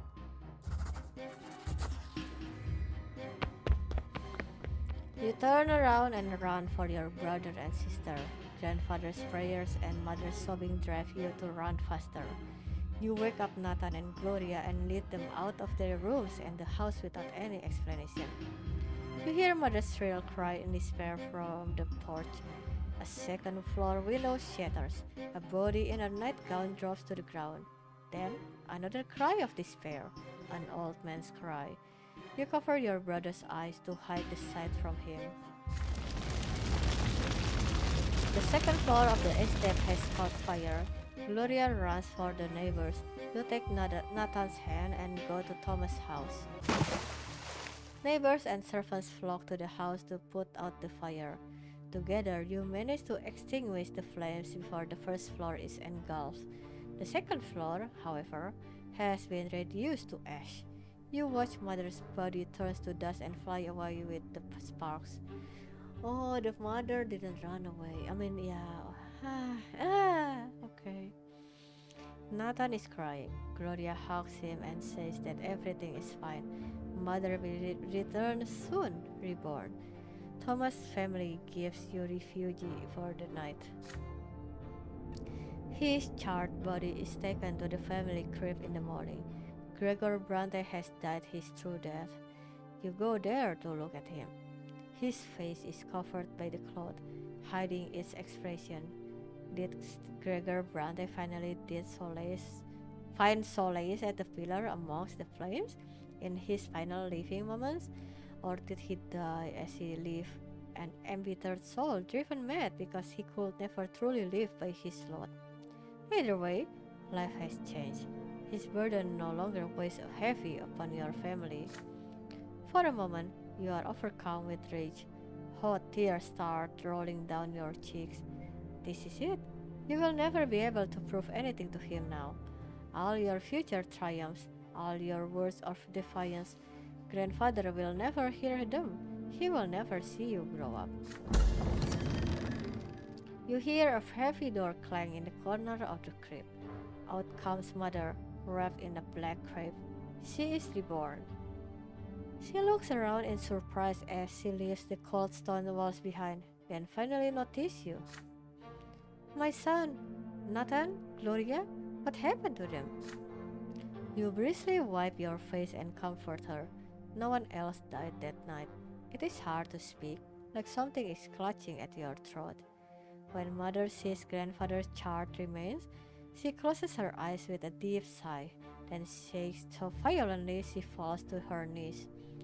Then she starts whispering something. You recognize it. It is a prayer of gratitude to the twins. When she is done, she briskly wipes her face like you did. She looks younger now. Her eyes sparkle. She smiles so brightly and so sincerely. You have not seen her like this for a long, long time. Ah! Mother comes closer and pats you on the head, fondly and gently. You rescued your brother and sister, saved them from a lesser death. Thank you, my son. Please remember this. None of this is your fault. This is my final life, and I promise to live it in joy. You hear the snorting of horses outside. Father is back from Eterna. Oh no! Ah, what will our father think, huh? I kind of wonder. Na na na na na. Goodbye, Sir Gregor Brante. Rest in chart. Oh, last respects. The night of grandfather's death shook your family to the core. Yet, no matter how it happened, your grandfather, Gregor Brante, is dead and will never return. He was a fearful shadow looming over the rest of the family, the Brante patriarch exerting his influence on all the lives below him, and all of you will remember him forever. Father is the new patriarch of the family now, yet he still cannot bring himself to sit at the head of the table where Sir Gregor used to preside. Stephen locks himself away in grandfather's bedroom every day. He will not talk to anyone. Gloria and Nathan still jump at every sound that so much as resembles the knocking of his walking stick. Mother spends all day in prayer at the temple. And yet the house has become calm and quiet with his passing. But there is one more thing that must be done, the final farewell. It weighs heavily upon your soul. The day comes to pay your final respects. Father goes to the tomb alone, save for Stephen, Nathan, and you. Mother and Gloria stay at home. Only nobles or those who may not become nobles may join this ritual. There is a solemn silence as you walk to the crypt. Father is the one who breaks this silence when you finally reach the door of the family crypt. Your grandfather built this crypt, and now he will be the first Brante to remain here in body forever, the first ever noble in our family. It is now our duty to hold to the sacrament of the flowing blood for Sir Gregor. We will honor his legacy and join him as the founder of the noble Brante dynasty. Stephen perks up at father's words, his hands still clutching grandfather's sword. Tradition decrees that it must remain in the niche above the owner's sarcophagus. Nathan, on the other hand, looks even more frightened now. Stairs carved of white stone lead you downward. Deep in the gloom of the crypt, atop a pedestal, you see the sarcophagus that holds grandfather's body. Father takes a moment to compose himself before paying his final respects. Gregor Brante, my father, brought our family into nobility through his unshakable will. He was a judge and a loyal servant to the empire. He lived his life as if he had been born a noble, and he never strayed from the path he had chosen. He sought to make the Brante family a noble by the sword so that our children's children might be of noble birth. The twins know I abided by my father's word all my life, even if I could not obey him every time. Father lets out a bitter chuckle as she says this. Stephen glares at father, then turns to glare at Nathan and you. After all, the two of you were born of father's shameful decision to marry a commoner. All of you remember his disastrous passing. He did not die the true death he deserved. Yet, we all must know that he fought for the future he believed in to the very end. And he would be proud to see his family bid him farewell with his sacrament of the nobility. Stephen still glares at father sullenly. His fingers remain clutched around grandfather's sword. Nathan barely pays attention to the words. He looks around with unease, his arm folded across his chest. Father reaches into his jacket and pulls out a slender dagger, thin and sharp. He takes off his gloves. Watch me carefully, my sons. Make a small cut on the palm of your hand and let your blood flow into this dot on the wall of the crypt. It will join your grandfather's blood here and flow forever. Then ancestor and progeny will become as one. Ooh, that kind of ceremony blood. I see. We shall enter our family's blood tide and receive grandfather's final blessing, for his blood flows first in our blood tide. He will respond to you. You are part of him, and he is part of you. With a quick motion, father slices his hand and holds the blade cutting above a small opening in the wall. Then he hands the dagger to Stephen. Stephen cuts his hand without hesitation and does as father did. You receive the dagger next. The dagger handle feels warm. You hesitate for a moment as you look at the palm of your hand. If you participate in this ritual, you will enter the Brante blood tide. You, a lowborn child, a child who is still a commoner. Are you ready to claim your legacy as a descendant of the nobleman Gregor Brante? The eyes of your father and brothers are upon you. Nathan, the youngest brother, will follow your example. You can be certain of this. Hmm? Oh, that's crazy. Even after the grandfather passed away, we still kinda need good relationship with him. Oh, that's interesting. Yeah. Yeah. Fine. Wait, what's this? Oh, okay. Interesting. Yeah, we are the defy our lot anyway, right? So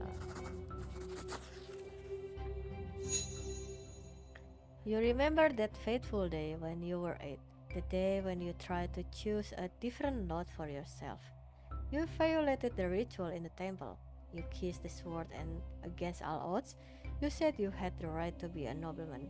And now you must confirm this right. You must join the Brantes blood tide. You grasp the dagger firmly, then hold the blade to your skin and quickly drag it across your palm. Drops of your blood fall into the dark, flowing further into the crypt as they combine with the blood of your father and brother. The fresh wound burns on your hand. What are you doing, Bran? Why did you have to take this too long, father? This ritual is for nobles, and you two aren't even noblemen. His eyes met father's stern gaze. No one is to interrupt the sacrament. Ignorant as he is, Stephen falls silent. You hand the dagger to Nathan. Your younger brother hesitates. Father offers him help, but Nathan shakes his head. Finally, he makes a cut, and Nathan's blood joins yours in the dark of the crypt. The deed is done. It is time to close the sarcophagus. The lid falls into place with a heavy, resonant thud. Then, suddenly, you all freeze as each of you hears your late grandfather speak to you. His voice is loud as it rings in the depths of the crypt, and yet he speaks to each of you separately.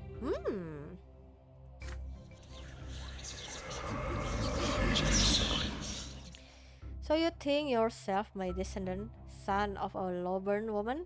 Very well. Time will tell how much nobility you have within. But know this, I am your ancestor. You are my flesh and blood. I will be watching you always, and my shadow will follow you forever. Do not let me down, boy. Oh, okay, not bad, not bad. Grandfather's voice falls silent. You glance at your father and brothers, astonished. Save for Stephen, everyone else is dumbfounded as well. The ritual is complete. Stephen reverently kisses the grip of grandfather's sword and places it in the alcove above the sarcophagus. Once all is done, you leave the crypt together. Cool, fresh wind blows in your face as you return to the surface. Stephen storms off to the carriage, fuming. Father stops halfway to the carriage and hugs Nathan and you briefly. Now your blood belongs to the dynasty of Sir Gregor Brante as well. Okay, okay. Love doing blood ritual.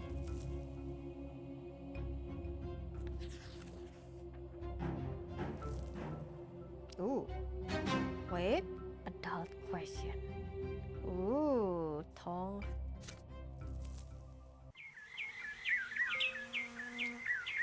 The day is sunny, scorching, and hot.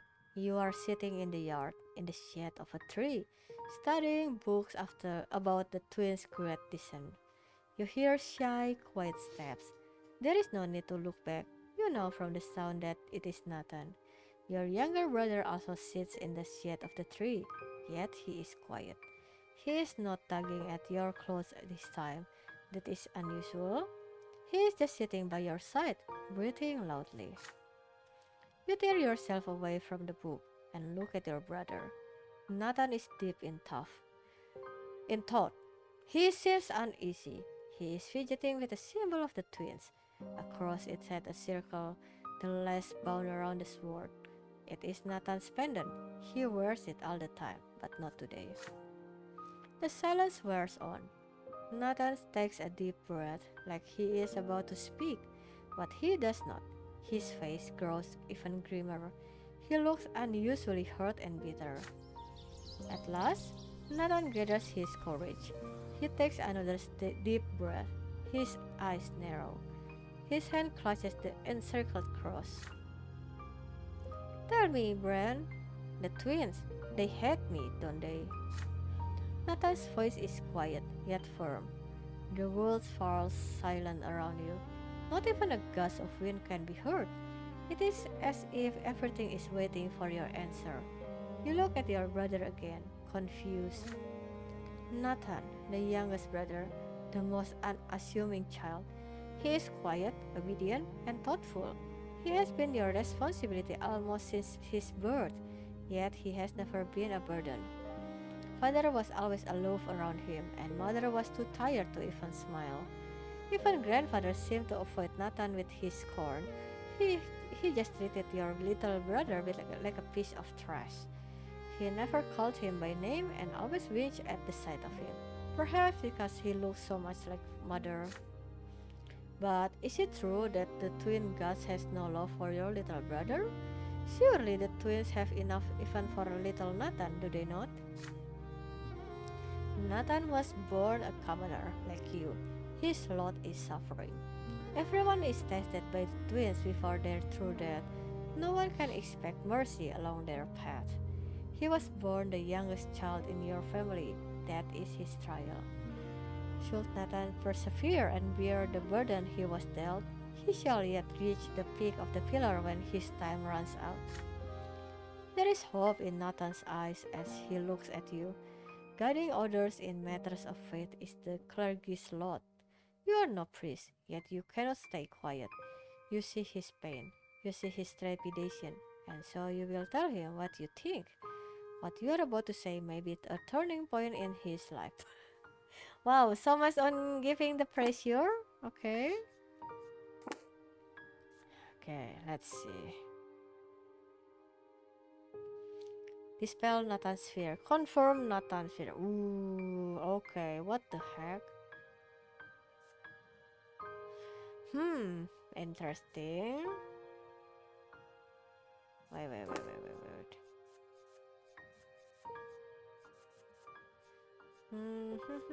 Yeah, this is Nathan's abomination, right? But Hmm, interesting. Hmm, hmm.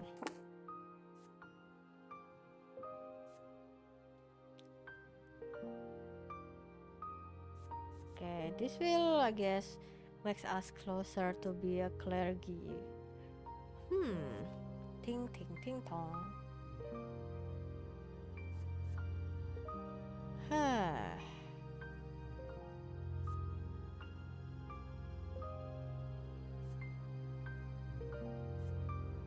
Uh, I mean, yeah, it's hard, especially after you listen to the tree and thinking that twin gods, you know, just dot. I don't know, man. Mm,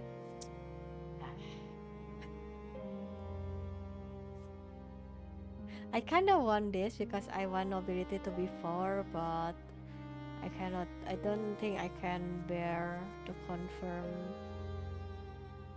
the fears. You tell your brother that the twins are more than just Law and Will, they are also love. So Russ is Setius, the disciple of the elder, and so says mother. And both you and him were brought into this world through their providence. It is true that their love is quite unlike the love humans have for one another. They cannot forgive others unconditionally like mother or father would. Your parents love you no matter what, but they are unlike them. And yet the twins bear no hatred, for they are descended to our world and granted us knowledge on how to live. And this is a great treasure indeed.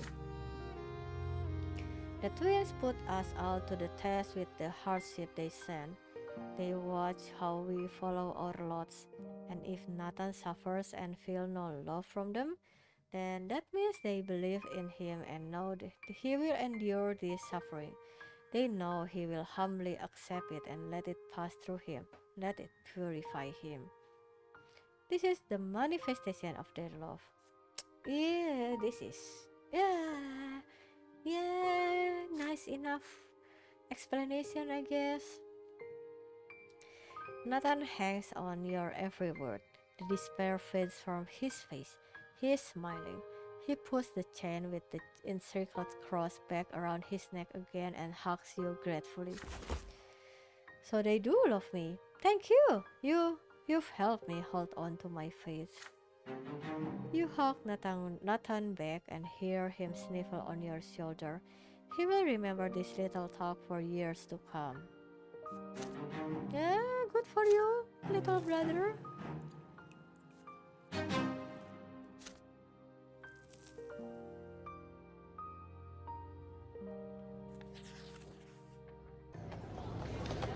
Ooh.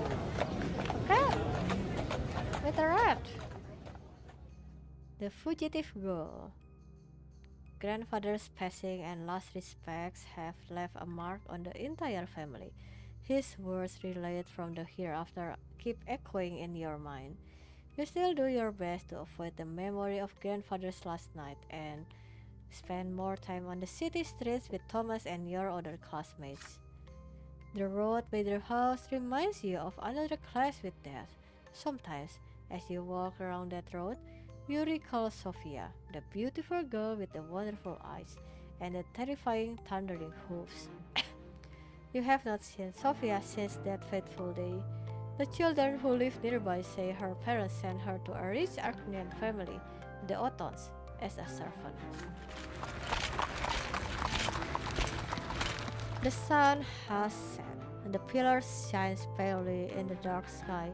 Thomas is ill, so you decide to visit him and tell him the latest news. The streets seem oddly agitated tonight, full of horses, cloakmen, strange faces, and harsh voices. A young nobleman in a heavy embroidered cloak is walking back and forth, clutching at his sword nervously. There is a grimace of rage on his delicate blue face. He is an Arcanian. You overhear voices. Sir Othon, the girl's not at home. We searched the house, Her parents swear she ran away from home too. They claim they wanted to bring her back. Oh no. Just do whatever it takes. Turn this loathsome district upside down if you must. But bring my servant back to me. She's here. Sophia ran away from an Arclean? How can this be? There is only one place on the entire street where a person could hide. The abandoned Morel house, 4 houses away from yours. You head there, doing your best not to attract attention. The loop-sided house built of yellow brick has been abandoned for 20 years or so. You remember playing there as a boy. You glimpse a figure inside even before you enter. A pair of eyes glimmer in the dark. You would recognize them even before after another 4 years. Sophia has grown up. She is almost an adult now, and her face is full of fear. She is not the easygoing girl next door that you remember. She finally recognizes you. Oh, it's you, Bran. Be quiet. They are all looking for me. I ran away from the youngest Othon. I might be in for a lesser death here, but I'd rather die than spend another day in their slavery. I'm just a thing to him, just a toy to play with. Always a noble. Sophia winces and closes her mouth as she says this. There is a glint of bright yellow deep in her eyes. I ran to my parents. I told them all about the man I had to serve, and they went and alerted the Othons. They don't want to be the target of their ire. But you aren't going to tip them off, are you? The barking and shouting are getting closer. Sophia's voice grows quiet. She runs off to the darkest corner of the house before you can answer. One of the Othon servants is so close you can hear his cloak swishing against the ground. He notices something and calls for the others. Oh no. There are more voices around you now. They approach the house from the yard and surround it. One of them seems particularly snappy, annoyed, and impatient. You have already heard this voice today. If you're in there, girl, you'd be wise to come out and quit wasting my time. All will be forgiven, and you will go back where you were. You know it. And if you don't, I'll drag you out by the hair. The hilt of the young Arcnean sword bashes at the door. He is about to lose his patience for good. Sophia hugs the wall in the dark, trying to stay still. She glances at you. What will you do? Your heart is racing. Can you act against the Arcnean's orders? Do you have the gall to defy the mighty nobleman?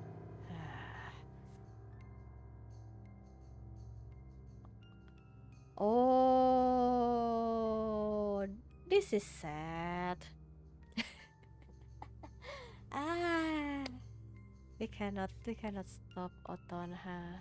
What about this? Ooh, okay, yeah, no, yeah, this is also bad.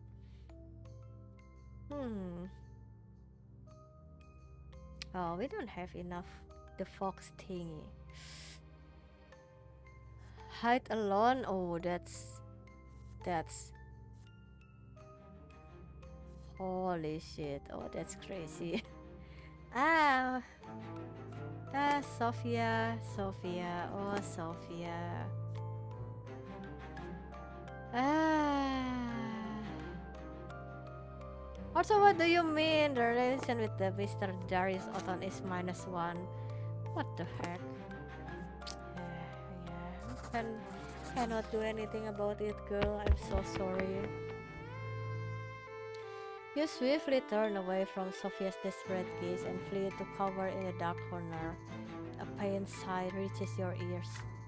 I knew it. You do not respond. You need to hide.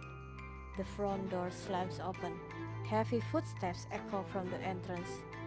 The irate Arclean strides right past your hiding place, paying you no heed whatsoever. Where are you, you little tramp? There is no hiding from me. A shadowy figure streaks past you. Sophia? A high-pitched, furious scream slices through the silence. What the heck? A blinding golden flash explodes in front of you, a sudden cascade of sparks burning through the darkness. As you blink, stunned, Otton's tall figure freezes and suddenly collapses. The golden sparks are still dancing before your eyes. Sudden pain seems to rupture your skull from the inside. Through the light and the pain, you barely catch a glimpse of Sophia as she dashes past the prone Arctan and runs out of the door. It takes Otton a few long moments to regain his senses. He gets up with a curse and runs after Sophia. Ooh, okay. Does Sophia also know how to do magic? So she's a witch too, eh? Get her, now! You hear men running, shouting, and barking orders on the other side of the wall. You lie there on a pile of old bricks, rubbing your eyes. The strange stupor slowly leaves you. You get to your feet and walk unsteadily out of the abandoned house. The danger has passed. You walk back home, lost in thought. So, Sophia is a witch? You recall how her magic bound Otton by the arms and legs, how he lost all control of his body. The runaway servant girl became the talk of the district for an entire week. You hear that Sophia has managed to flee the city. The Ottons are furious. Sophia vanished from your life just as suddenly as she came. You will not see her again for quite some time. After what you did, Sophia realized that the world is cruel and does not deserve to be spared. Oh no! Oh boy, surely this will not have bad consequences in the future. Oh boy. Ah, this is sad.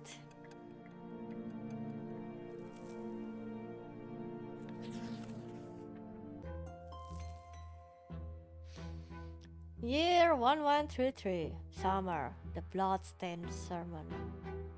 You are about to turn 15, just one step away from adulthood. Mother is acting anxious at dinner today, barely touching her food. You exchange glances with Gloria. She carefully tells you that she wants to go to the tailor. Mother shudders, and her hands clench into fists. No, don't you dare leave home today. I forbid it. That dirty heretic Fotis is preaching his lies under the silver tree today. Twins willing, I don't want you to hear any of that. You and Gloria glances at each other again. Fotis, he is a patriarch, the head of the clergy throughout the entire province. That is the first time you heard Mother speak like this about a priest, especially such a high-ranking one. Once you leave the dinner table, Gloria comes to your room with a cunning expression on her face, like she is about to play a trick on someone. She has a plan. The two of you should sneak out of the house and go to the silver tree. You simply must hear that sermon for yourself. What's so bad about Patriarch Fotis? Why does Mother hate him so much? You two are grown-ups now. Surely you have the right to know? You agree with your sister. Together you sneak out from under your mother's watchful eyes and hurry to the silver tree. The temple block is full of people from all ranks and estate.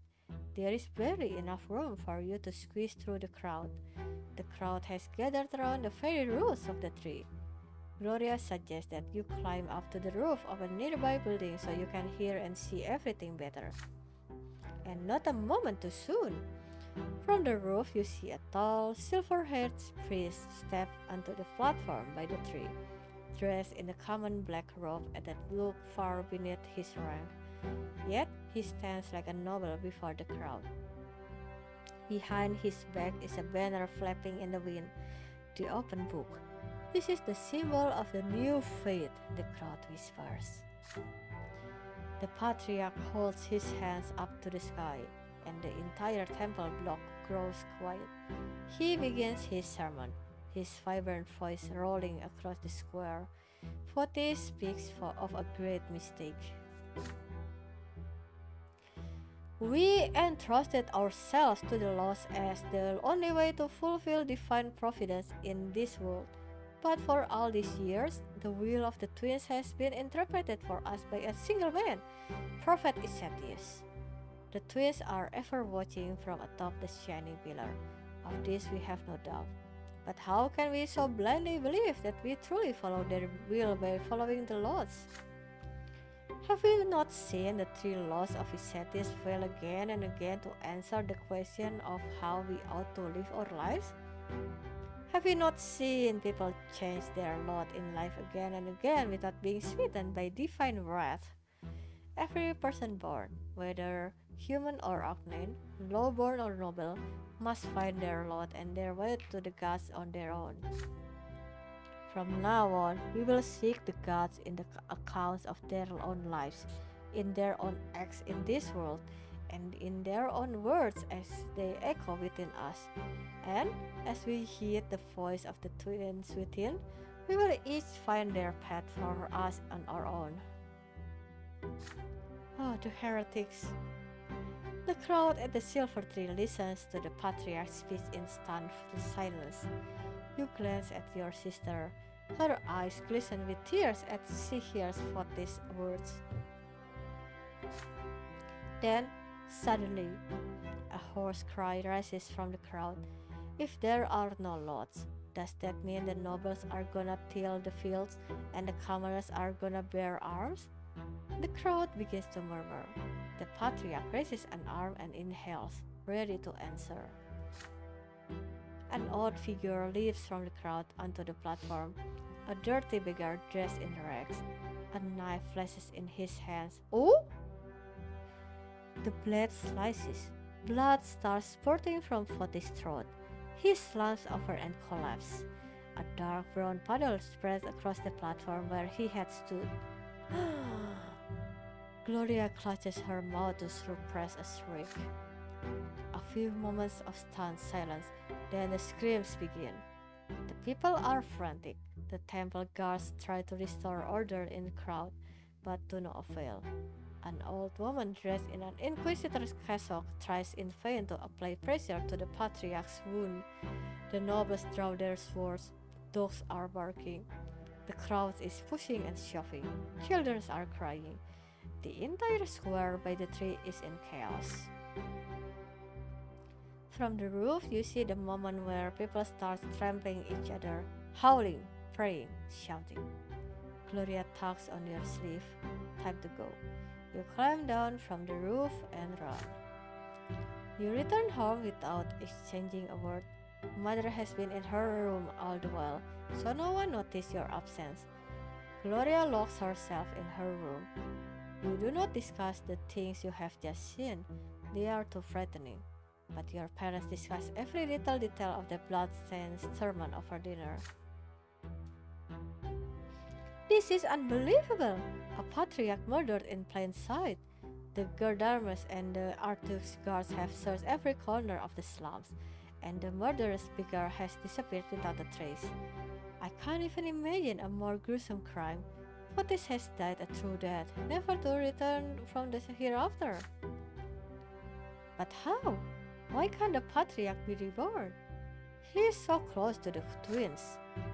Such is the way of the world, my children. Once you are granted great power by the twins' will, there is no hope for you to come back, not even after the first of your deaths. Emperors, the powerful vassals, heads of great Armenian dynasties, patriarchs of the church, none of them are destined to be reborn. Ooh, I see. Fotis is gone forever. I fear for his soul. It was lost in doubt. Will the twins accept him upon the peak of the pillar? We must pray for the patriarch, children. Let us hope he managed to return to the true old faith before the moment of his passing. But there is little hope for that. Wow, okay. Interesting. Order! No order in the court. Ooh.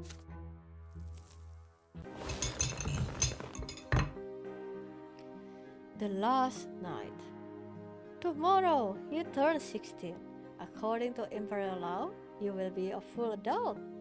Your time at Sir Tibor's school has ended.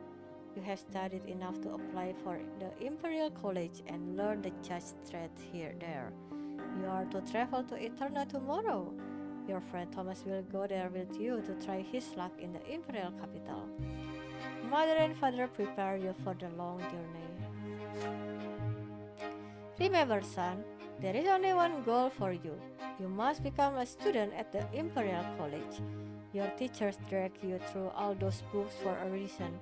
You have the knowledge and fervor to be ennobled by the mental as I was, and as my late father was before me. And who knows? Maybe one day we will be the one to write the name Brante in the blue book and ensure that your children's children will be noble by birth. Then, mother speaks to you carefully. There is worry in her eyes. But, Robert, there may be another path for our son. Stephen, your firstborn, was born a noble. He will surely earn the title for the entire Brante family. Your second son bears the favor of the twins. For him, the path of the priest is a worthy calling, no less than a nobleman's worth. They have been arguing about your future for a while now. Still, she would never defy the will of a nobleman and her husband. You smile at them both, trying to placate them. Gloria laughs quietly behind her back. Just don't become a snoot like Stephen, and you'll do just fine. Mother chides Gloria for that. You wink at your sister. Nathan has been downcast all evening. He barely touched his dinner. When everyone gets up from the table, he suddenly rushes over to embrace you. Please don't go, Bran. Can you stay? I don't know what I'm going to do without you. You tussle his hair in response. There is no way you can stay now, you say. But when you come home, and you will come home, you'll tell him all your stories and bring him a special present from Eterna. This is it. All your lessons have been learned. All your things have been packed for the road. You will leave the family home tomorrow. Tonight is your last night at home before your departure. You walk through the rooms one last time. The sitting room where mother used to read you fairy tales. The library where Gloria used to spend all her time. Father's study, which you entered only on special occasions. The backyard, where you taught Nathan to build towers one summer. The whole place feels so familiar, so dear to you. It feels like home. You live here for 16 years. Will you ever return? It is getting late. Everyone is already in their rooms, but you hesitate. Father, Mother, Gloria, Nathan. It will be a long time before you see them again. Who will you spend your last few hours at home with?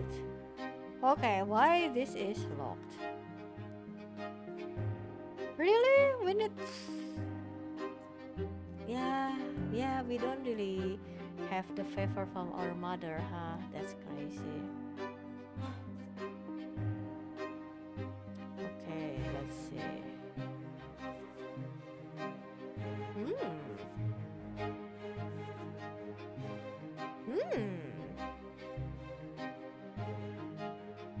Interesting.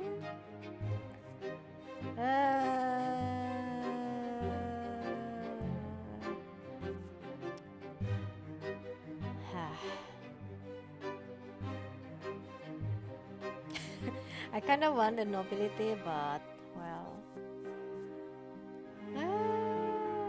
Interesting. Let's see.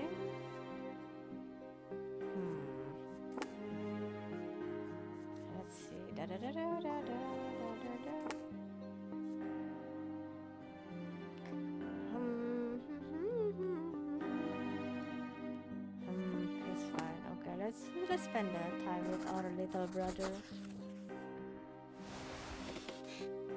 What is that emote? Boop. That's so cute. Love the boop. Nathan is already in bed, snoring. You approach your brother quietly and pat him on the head.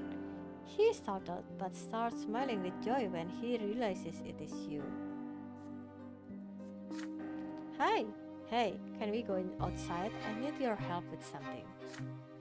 You trip silently downstairs. The air outside is damp and drops a dew glisten in the night. Nathan drags you towards the bushes.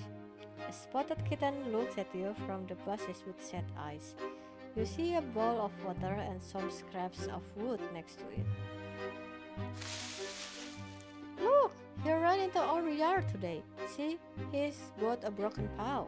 We need to save the poor kitten. You pat Nathan on the head. Together you sneak the poor animal into the house and take him to the storage closet. Then you close the closet door and begin the treatment. If anyone is clumsy in your family, it is Nathan. Yet his hands are unusually accurate and calm as he bites the kitten's paw. You start chatting as you treat the kitten. As you think out loud about living in the capital and working towards your goal, Nathan strokes the poor animal's wet fur. He sighs.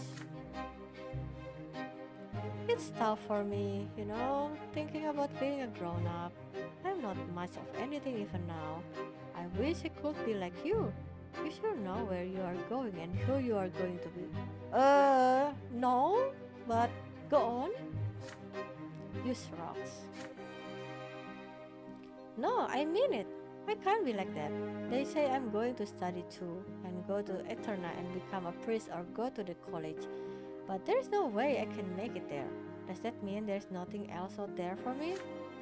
You'll be leaving soon, and I'll be all alone here. You'll write to me, I know you will, and we'll come back one day. But I'm scared. Scared I might lose my way when you are not around. We'll come back, but it'll be different. We'll be different. I'll be different too. Yes, that's true. You swear to Nathan that even if everything changes, you will always be his brother. You will always be there to offer him advice and support, and you have no doubt that he will find his way in life. It just takes time to find yourself, sometimes more than you might expect. The sun is about to rise. You should rest before the long trip, but you are not tired at all.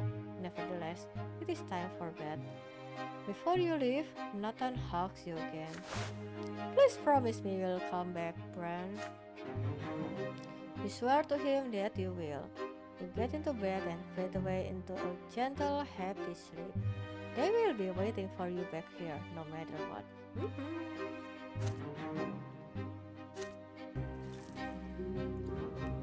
Yippee!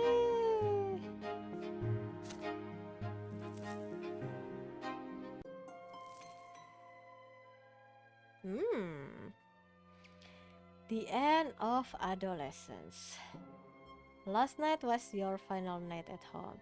The carriage is now waiting at the gate, ready to take you to the capital. The clip-clopping of the idle hooves against the cobblestones count the seconds before your departure. You take one more look at your parents' house and recall your childhood spent there, in the nearby yards, at your school, and on the winding streets of Anisote. I drink bottles and bottles of water, lips still dry. Any suggestion? Oh, if you able to, you can try to mix like a quarter spoon of salt and then maybe a half spoon of sugar with water and drink it. Maybe you got dehydrated and you need some NaCl and sugar to release it. Just try. Usually I do that if I'm getting always on the state of always thirsty and dry and stuff. You clash with the greater world around you and survive. You felt the tingle of emotion for the first time. You were taught by the school and the streets. You explored the city of your birth and learned something of its past. You witness firsthand events that will be remembered by history for all time. All of this is yours now, forever. You saw death, lesser death followed by rebirth, and the true death that takes and never gives back. You saw death lying in wait to strike the unaware, like a beast stalking its prey. You saw grandfather's angry grimace lit by the flickering fire of the lamp, the Archduke's cavalry trampling those who stood in their way, and your older brother's bloodied sword slicing through the air. Death has followed you from a very young age, and yet you live on. You have a friend who has been by your side all these years. Thomas taught you many things: how to take a hit, how to keep your sword, and how to remain true to your own self. And now Thomas is walking to the same carriage as you are with a heavy bag slung over his shoulder. Your friend will remain your companion for the time being. Ahead of you is a long trip towards the capital and adulthood. For the first time, you will be away from your family and home. What awaits you in the future? What do 20k Pando points get me? Uh, my gratitude. I hope that's enough.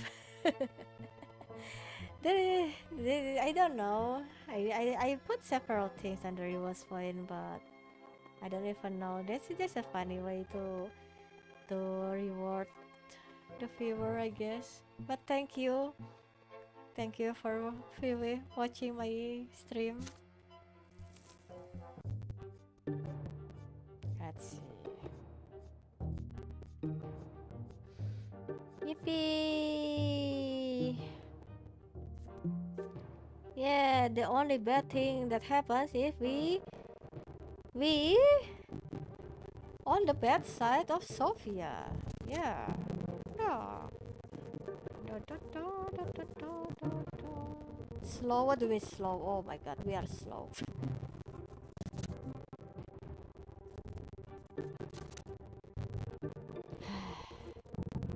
Tragic. Oh look, we're 16 years old. Wow, youth. Leaving my hometown behind, I set out for the capital of the empire. There, I would discover my role in society.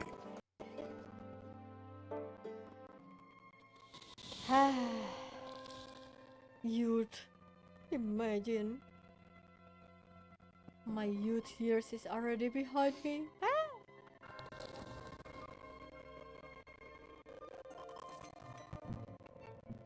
Leaving home. The driver flicks the rein. The carriage slowly sways as it starts moving away from your home. You stick your head out the window and wave goodbye to your family. Nathan is running after the carriage with Thomas' younger brother in tow, tears glistening in their eyes. It hurts to leave your home behind. Ahead lies Eterna, the imperial capital. You have often read about it and heard stories from Father and Stephen. It is a city that surpasses Anisote enormously in terms of size, age, wealth, and beauty. But what is it really like? What kind of life awaits you there? What will you learn there? And where will your action take you? You pass the old wall of Anisote. Somewhere within them is the old fortress you and Thomas built together out of the old wooden planks, now left to the care of your younger brothers. You two are adults now. Perhaps your fortress will crumble, now abandoned, or perhaps your brothers will continue what you started. Who knows? You look down at your hands, knuckles covered in scars from street antiques, fingers stained with ink. Mother gave you a cross to wear away from home, and now you can feel its warmth against your chest. Your family counts on you, even though they are wishes a different future for you, but they are behind you now in Anisote. From this point on, only you will decide which road you will take. This is the journey you prepared for throughout your entire childhood. Ahead of you lie many years in the capital, Years that will determine your fate and your place in society. Ooh. Wait. New personal qualities. These are your personal qualities. For most skill checks, you will need a value between 10 and 16. Okay. Are you ready for rarest?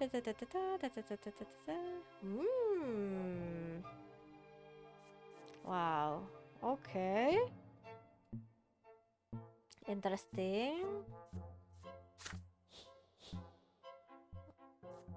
Oh, we are naive. Yeah, well.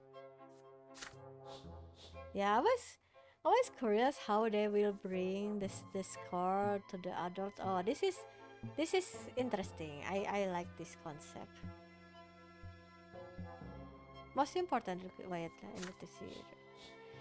Most important to the conspirator.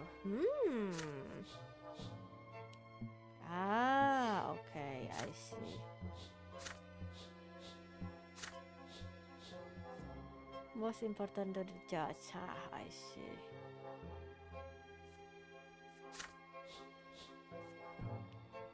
In experience, yeah, yeah, yeah.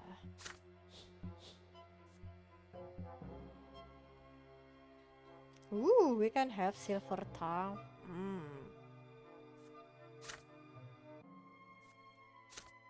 Wow, I can feel that the game will be more complicated. Let's see. Path of the Lotless. Ooh, remain a commoner. Ah, I see.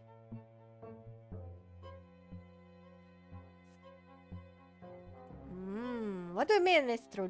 True, that is one of the outcomes. Wow, okay, I see. Streamer enjoying game 3.5 hour stream. Yeah, I really enjoy this stream, but also usually I stream for like what, 4 hours or so. This is still not normal duration. If you find me streaming for 6 hours now, that you will call me out on that.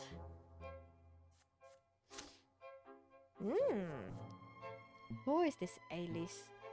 Yosef, the enigmatic singer known as the golden voice for an untimely death. Wow. Can we get this event?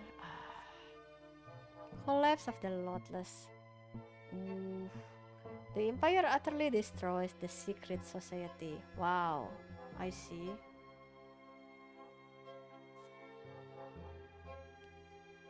Ooh, oh, so this is the conspirator, huh?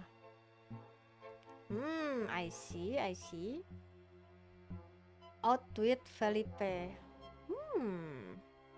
Wait, we do know who Felipe is, right? No? I think I remember the name of Felipe name. Probably playing Outer Wilds. Sadly, that game is not on my backlog. As for now, you will need to wait for a long time before I play that.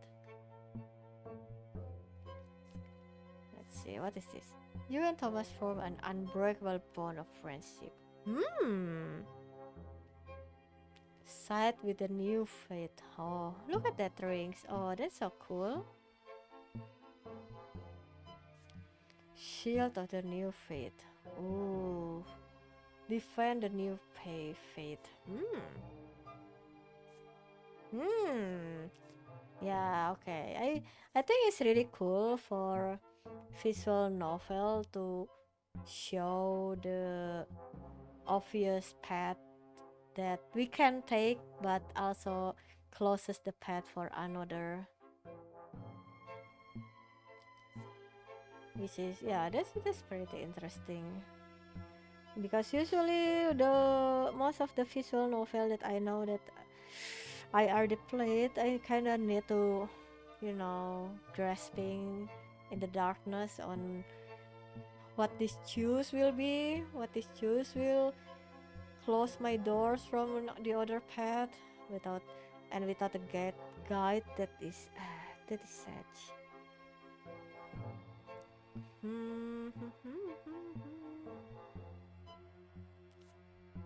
Oh, okay. So this is the shield of the old faith. Yeah. Okay. Ooh, you've prevailed over every opponent in the Imperial College tournament. Wow. Oh, this is already closed for us. See? Yeah, this is because we don't have the fencing lesson. Ah, this is sad. This is sad. Okay, I see.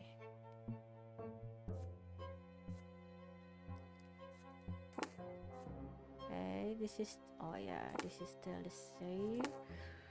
What is the condition? Still kinda okay. Okay, no. We were in this content. I see. What about us? What about us? Oh yeah, okay. Okay. Yeah, it's good enough. Oh, we can meet Sir Stefan again, huh? Okay.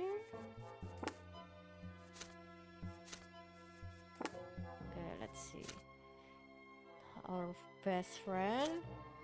Wow, even the profile already changed, and well, it doesn't look good.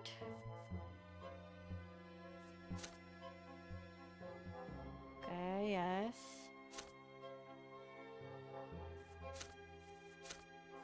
Yeah, remember me. I don't even know if this matters or not. Oh yeah, okay. This the young girl. Oh, she's grown up too. Yeah, we don't. I am. I was not there when Mr. Dorius Oton here.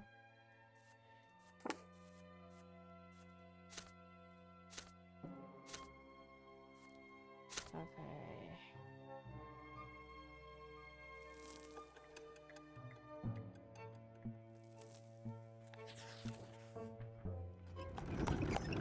Yeah, I guess this will be a long chapter, but I want to go for a bit more. Arrival in the capital. It takes a whole month to reach Eterna. It takes a whole month. Wait. What did I just read? Wait. Where are we? Anisote. Well, okay, yeah, okay, that's fair. That's kind of far. It takes a whole month to reach Eterna. You and Thomas spend the days wagging your chins and staring at the scenery as your carriage makes its way along the road and towards the next province.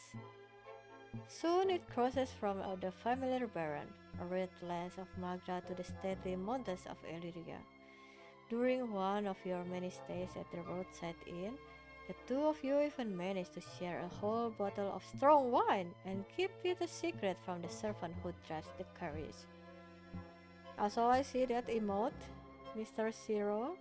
Ah, I love the progress sparkle. Adult life feels positively intoxicating. Wait, adult life feels positively intoxicating. Okay, I agree with that. Soon, I tell you, soon we'll be there, and I'll earn my sword as soon as I get accepted into the military academy. You'll see. And then, nobody's gonna walk all over me like I'm some commoner. You keep rehearsing everything they taught you in school. Soon you are almost at the end of your long journey. You have left behind the arid rocks of Magra, the mountains of Illyria, and the flooded meadows of Archnia. Eterna, the capital, is right ahead. The sound effect is so loud! Situated at the junction between the Reglata and Taurina rivers, the city is vast. Three majestic stone bridges keep its three shores interconnected. Smooth stone paves the main city streets. Gilded moldings decorate the buildings. Towering pillars reach high into the sky. Your carriage takes you past a spacious park with marble fountains and intricately trimmed buses. Yeah, that's what I said. The sound effect is too loud. This is crazy. On the streets, you see ornately decorated carriages bearing Argnian coats of arms and abandoned merchant stands filling the streets with beckoning cries and unusual sights. The spires of ancient temples dot the city's skyline. The carriage comes to a halt on a large city square with a towering marble fountain. The coachman says you have arrived. Thomas is to apply to the military academy. The academy barracks are 2 streets away. Your lodging house is in the alleyway nearby. A room has been served for you. You get out onto the street and say brief goodbyes to each other. You promise to meet again after the entrance exams. Then your friend disappears into the crowded streets of the capital. You are left to your own devices in this vast city. A group of nobles walk past. They are dressed in well-fitting clothing decorated with gems and golden thread. You are not even noticed. Street urchins chase a dog down the alleyway. Soldiers of the Imperial Legion are marching to fifes and drums towards the barracks. Humble pilgrims are gathering to the great temple of the twins.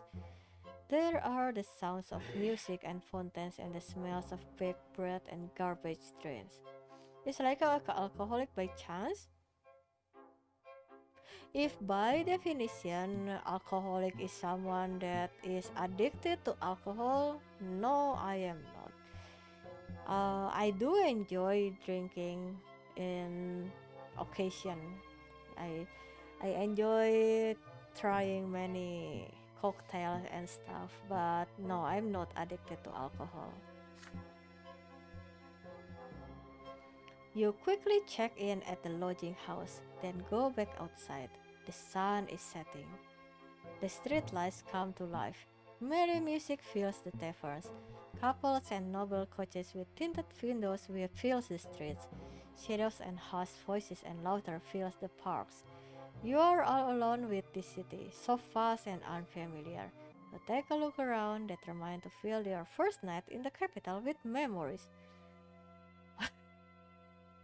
Why you suddenly appear when alcohol being spoken to life? Mr. Cass. Ah, this guy. Love alcohol sometimes responsibly. You see young nobles gathered by the fountain, talking and making jokes excitedly. One of them keeps glancing at the clock tower. They are about your age, their clothes are hand-tailored, and 2 of them bear noble swords. They seem to be waiting for something. It might be a good idea to make their acquaintance. It would be most helpful to develop a familiarity with the influential nobles of the capital. Alcohol is the lifeblood of fun times. Again, responsibly. Please drink responsibly, people. There will be no good if you don't drink responsibly. The fun times can become very bad times in no time at all. Loud music from a large establishment on the corner distracts you for a moment. The servants have just opened the shutters to air out the hall. It seems there will be a gathering inside. People from various estates greet each other as they take their seats. A servant by the door of the establishment hails you. Sir Gord Artwright will be making a speech about the rise of the common estate. If you wish to listen, you'd better get inside quickly. Then you look at the great temple of the twins at the far end of the street. The pillars shine in the evening dusk above it. The temple gates are open, and worshippers are flocking inside. There are too many people for an ordinary service. This must be something important. What do they preach here in the capital? What do they say of the new faith and the teaching of Patriarch Fotis?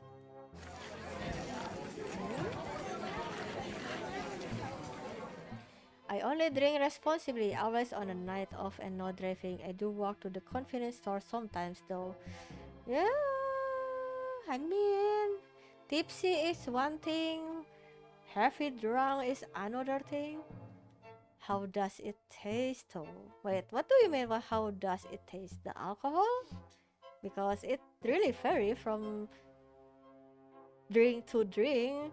Beer is more, like a slightly bitter water, I guess. But if you talk about other things like soju, rum, whiskey, and whatnot, they all have different taste on your tongue and stuff. But if you mix it with cocktail, there will most likely be sweeter side and more fun flavor, I guess. I don't know. I prefer cocktail because I didn't really enjoy the full bitterness of the alcohol, but obviously it differs from people to people, right? Soju is amazing, will get you drunk fast if you aren't careful. So very true. Soju, especially a good one, will kinda taste like water when you drink it, but suddenly flop, you're down. So very dangerous.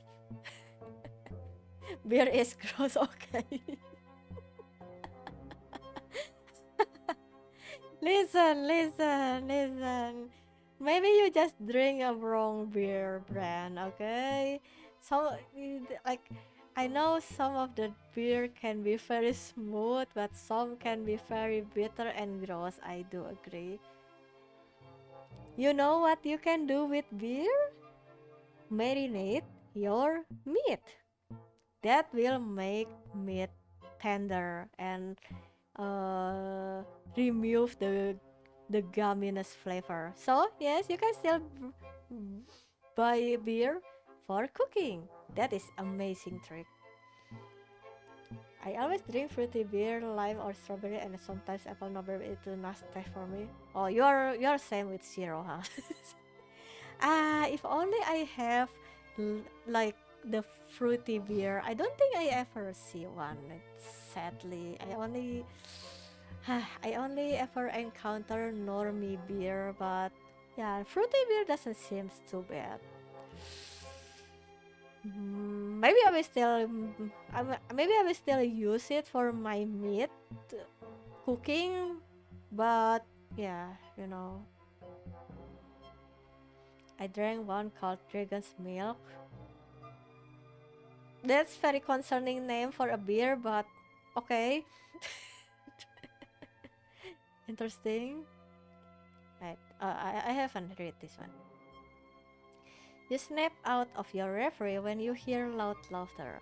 A group of young men dressed in the colors of the Imperial College have made the acquaintance of several lovely girls. Girls? They are making their way down the road, united by merriment. One of the girls smiles at you. It is an invitation to join them. They turn to the corner and walk away, but you can still hear their voices ringing and echoing through the street. A night of revelry and jolly. Loud fun doesn't sound half bad. Oh, wow, okay, I can see the option that I need to choose. This is your first night in Eterna. No matter what you choose, you will remember it for a long time to come. Yeah, of course. Okay, let's see.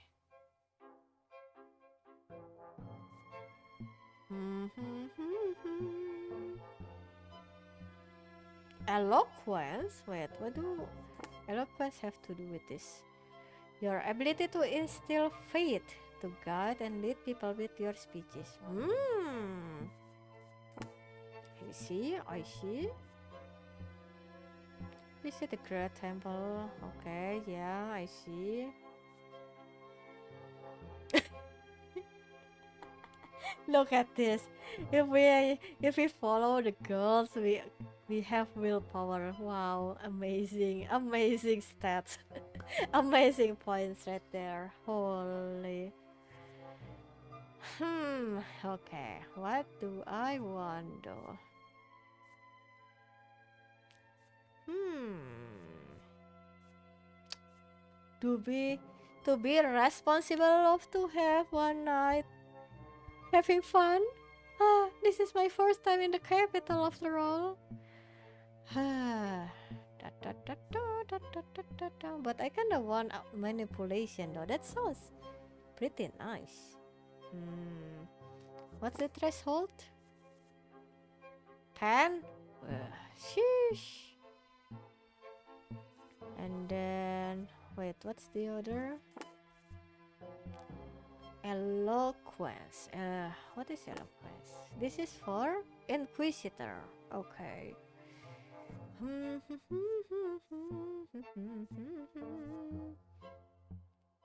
Inquisitor is for theology too, so yeah.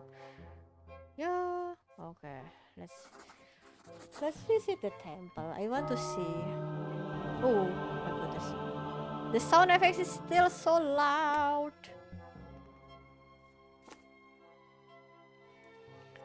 You follow the worshippers and barely make it into the overcrowded great temple of the twins. Even this enormous hall of stone is not enough to fit so many people. The commoner's hall is absolutely packed. There are no free seats left at all. The crowd is buzzing in anticipation. You hear reverent whispers.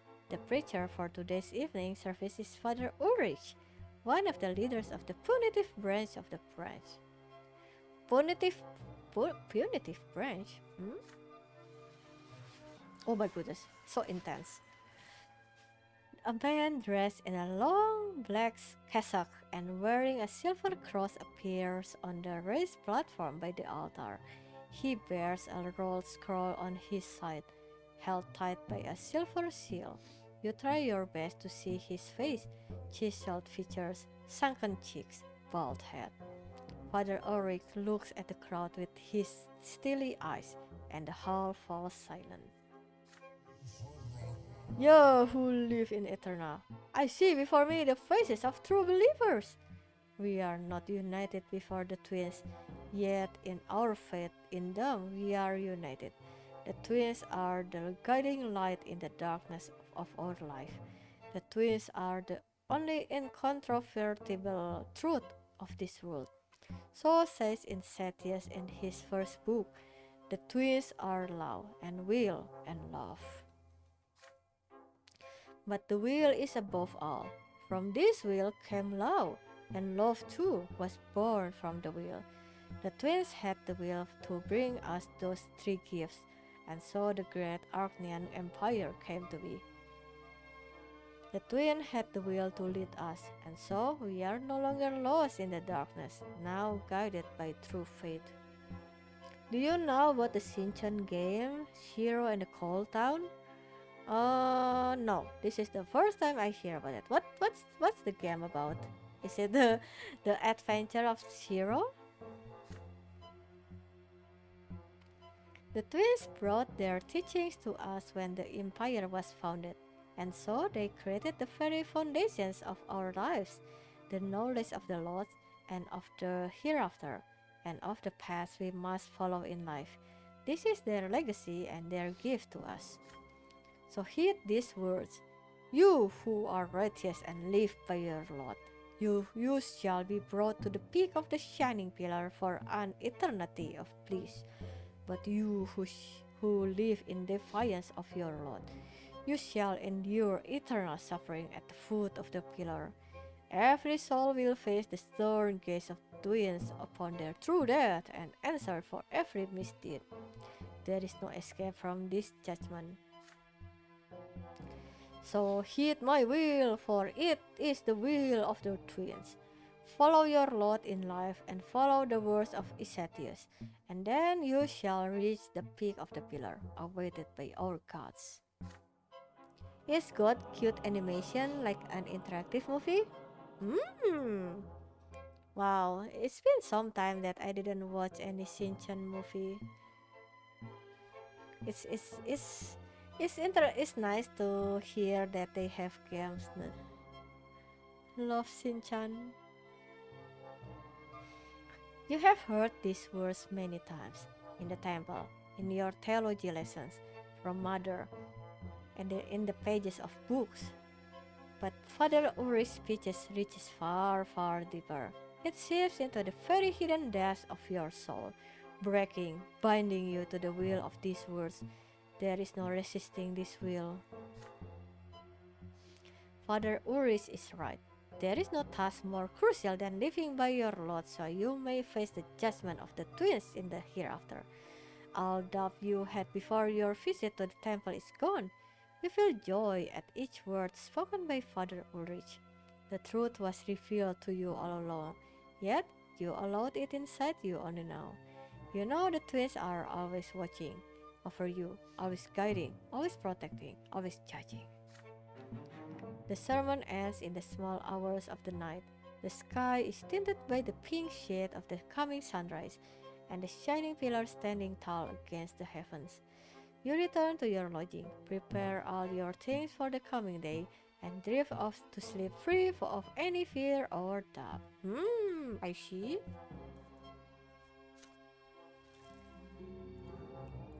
Yippee! We arrived at the capital and renew our faith or something.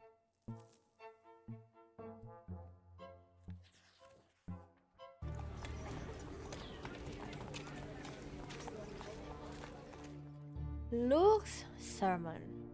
You have spent the last 3 days studying books, but today you decide to take a walk through the streets of Eterna. They are full of life as usual. You proceed to the square next to the lodging house. A procession of priests walks through the square. You notice that one of them holds a banner of the new faith, an open book. This is the same banner that was behind Patriarch Fotis on the day of his assassination. A crowd immediately gathers around them.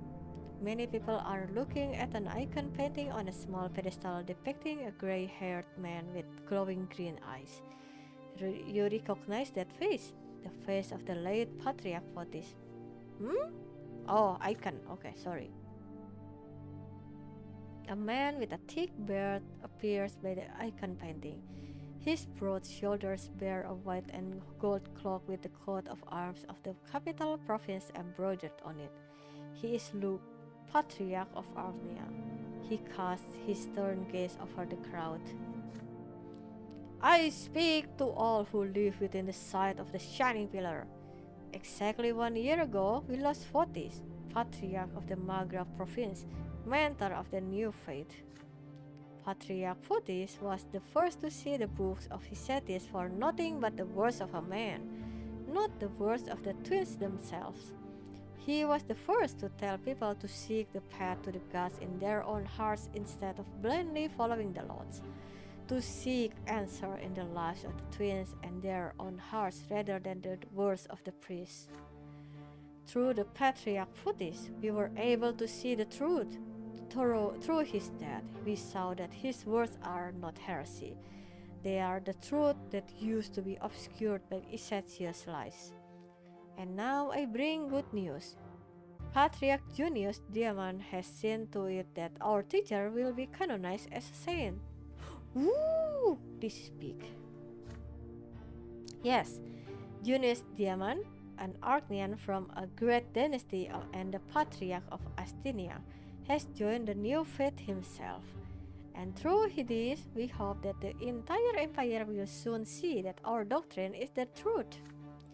We are free from the shackles of the lords. We are equal before the twins. With each day, more and more people hearken to the truth, and one day the entire empire will hear our calls. So let us pray, my brothers.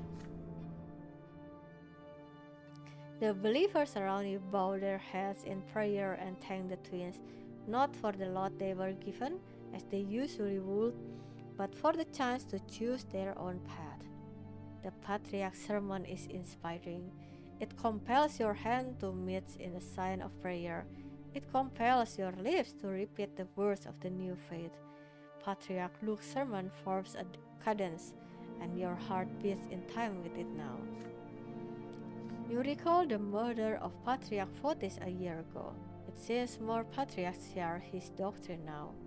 The news of Junius Diamond joining the new faith is stunning. If an Argnian from a great dynasty has sided with Fotis' doctrine and agreed to see everyone as equals under the twins, the new faith must truly be putting down roots. But suddenly, several figures appear by the podium, figures clad in black, with glinting silver on their sides. Inquisitors! They push through the crowd and form a circle around Patriarch Luke. One of these priests rises before the crowd. He is clean-shaven, tall, with chiseled features. Everyone falls silent at the sight of him. The Inquisitor speaks with booming voice that can be heard by all. I am Father Ulrich. In the name of the twins and by my right as an Inquisitor, I order you to turn around and leave. The words you are hearing are full of lies.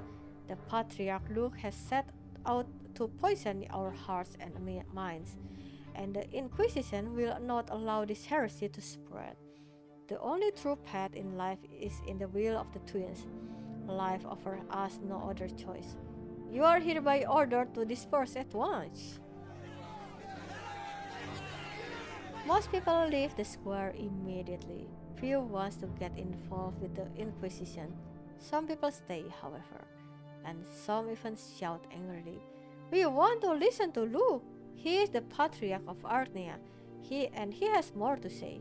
Get away from our sermon, old believers. We will not listen to you and your hoary old lies about the Lords." Inquisitors, bring those who may yet listen back to their Lords, and leave the others to the champions of faith. The black-clad Inquisitors descend from the podium and approach the people who choose to stay. With nothing but their words, they make people stop shouting and start listening. The uproar ceases quickly. They have dissected the crowd, split it in smaller groups that surround each Inquisitors. One of these Inquisitors chooses to approach you. If Luke is your power, and what are you without it? I am your father, Luke. The only Luke that I know, aside from the sermon, I guess. He is a humble-looking man of age with a rough gray haircut. Okay, that is a rough haircut. Yes, I agree. He looks you straight in the eye as his lively, soulful voice forces you to listen to his words despite yourself. Oh, Jeremiah. Okay. My name is Father Jeremiah. I know your thoughts were stirred by the Patriarch's words. You are not sure whom to trust. But I teach at the seminary. I have been studying the teaching of the twins my entire life. You can trust me. I know you can hear what I have to say. I see their light in your eyes, the light of the true faith. Will you listen to my counsel, my son? You feel no malice in the words of Inquisitor Jeremiah, only hope. It is his law to aid you, to guide you away from error and set you on the path of the true faith. He is a priest, so he should know the truth. Or perhaps the Inquisitor himself is in the wrong? Let's see.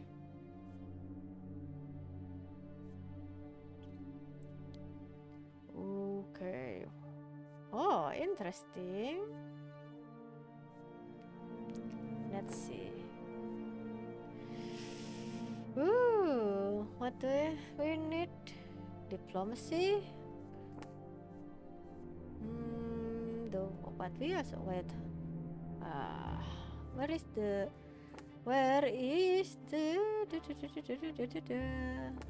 what is the threshold? Value between 10 and 16. Yeah.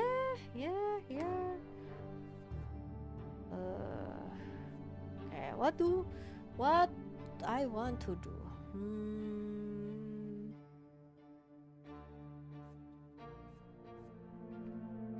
Hmm.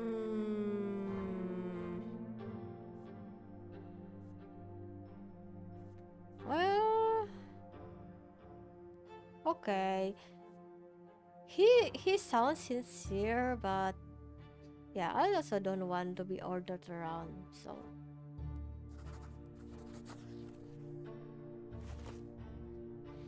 you strike a pose of authority and eye Father Jeremias sharply.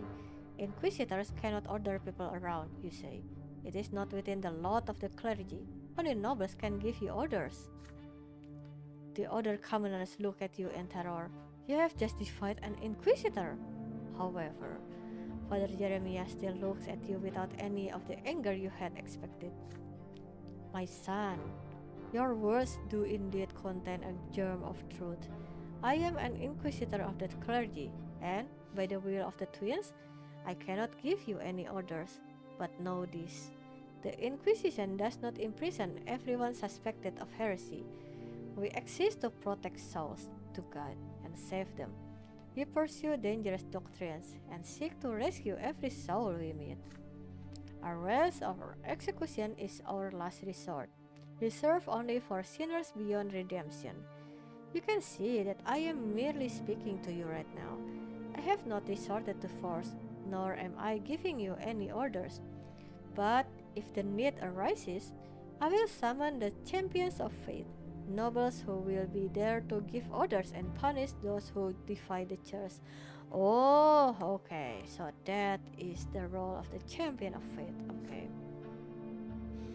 But as long as you are not calling for the overthrow of faith, you are safe from them. And, as you said, it is not within my lot to give you orders. You are free to go, but expect no mercy in the hereafter, for after we die, there will be none. With a bitter smile, the Inquisitor leaves you and proceeds further. You leave the square freely, your dignity preserved. The remaining people in the square continue arguing with the other Inquisitors. Armed champions of faith stand nearby, but they do not intervene. Luke and his retinue can no longer be seen. Only one thing keeps nagging at you. Father Jeremiah's words about how there will be no mercy in the hereafter. Mmm, spicy, spicy.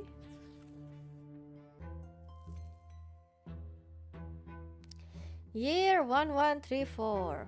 Fall, the advance of the new faith. Patriarch Luke's sermons have converted many commoners and nobles of the mantle to the new faith. There are now several temples in Eterna that follow the new canons, with Luke's blessings. This has led to no small amount of anger among the followers of the old faith. Two mighty bishops of the church lead the new faith. One of them is Luke, the Patriarch of Archnia himself, spiritual mentor of the capital province. He preaches all across Archnia, his every sermon aiding to the new faith's flock. The other leader of the new faith is Patriarch Junius Diamond, hailing from a great Archnian dynasty. He is the de facto ruler of Estenia province. Adored by his subjects, he has founded the Holy New Order anew. Junius Diamond rarely preaches, but people believe the Estinian Patriarch attends to the needs of all who convert to the new faith. This schism with the church is growing. The split has furthered the divide between the commoners and the nobles, though thankfully there has been no direct conflict as of yet. But it has become clear that there is no way to stop the steady advance of the new faith. Born from the death of Patriarch Fotis, it grows stronger by the day. Yeah, I can see that, right? Especially from the commoner, which is need to suffer, because if they follow the old faith, that is their lot to suffer. And when they hear of this new faith, that oh, I can choose my own lot and not to suffer anymore under the noble, obviously people will flock to the hope and chance of a slightly better life, right? It's just natural. Wow, look at this. Schism. Order, okay.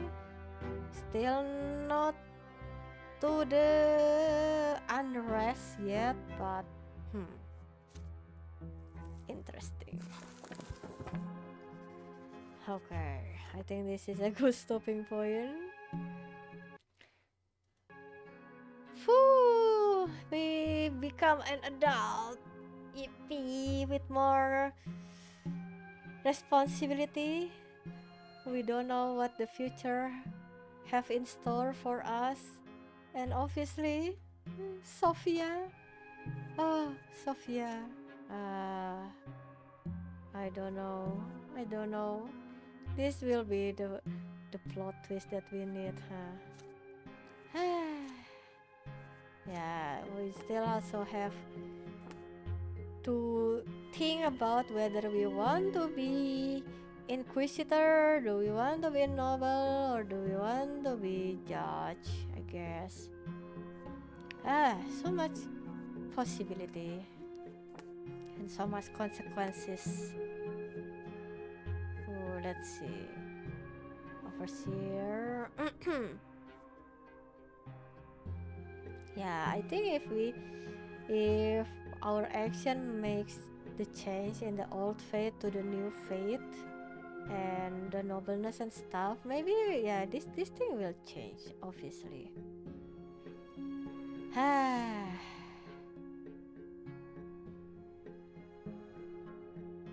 Much fun. We have we have much to look forward to. Especially we only entered chapter 3. We still have the peacetime and obviously the revolt, because this is already written in such way, right?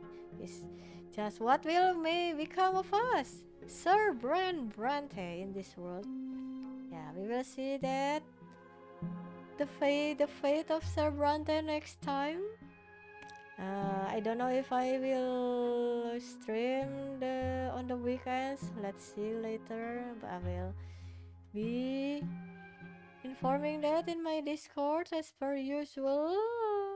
But yeah, for now we are done. Thanks everyone for hanging out. Thanks for staying. Please drink responsibly. And I don't know. Please take your respect your lot in life, but also don't be blindly following your lot if that's not your calling. Maybe, I don't know, I don't even know if what my preaching is true, but live your life to the fullest. We don't have for life like our Sir Brante right here. Have a good morning, good afternoon, and good evening wherever you are. Have a good rest of the day. See you on the next stream and following the adult life of Sir Brante. See ya!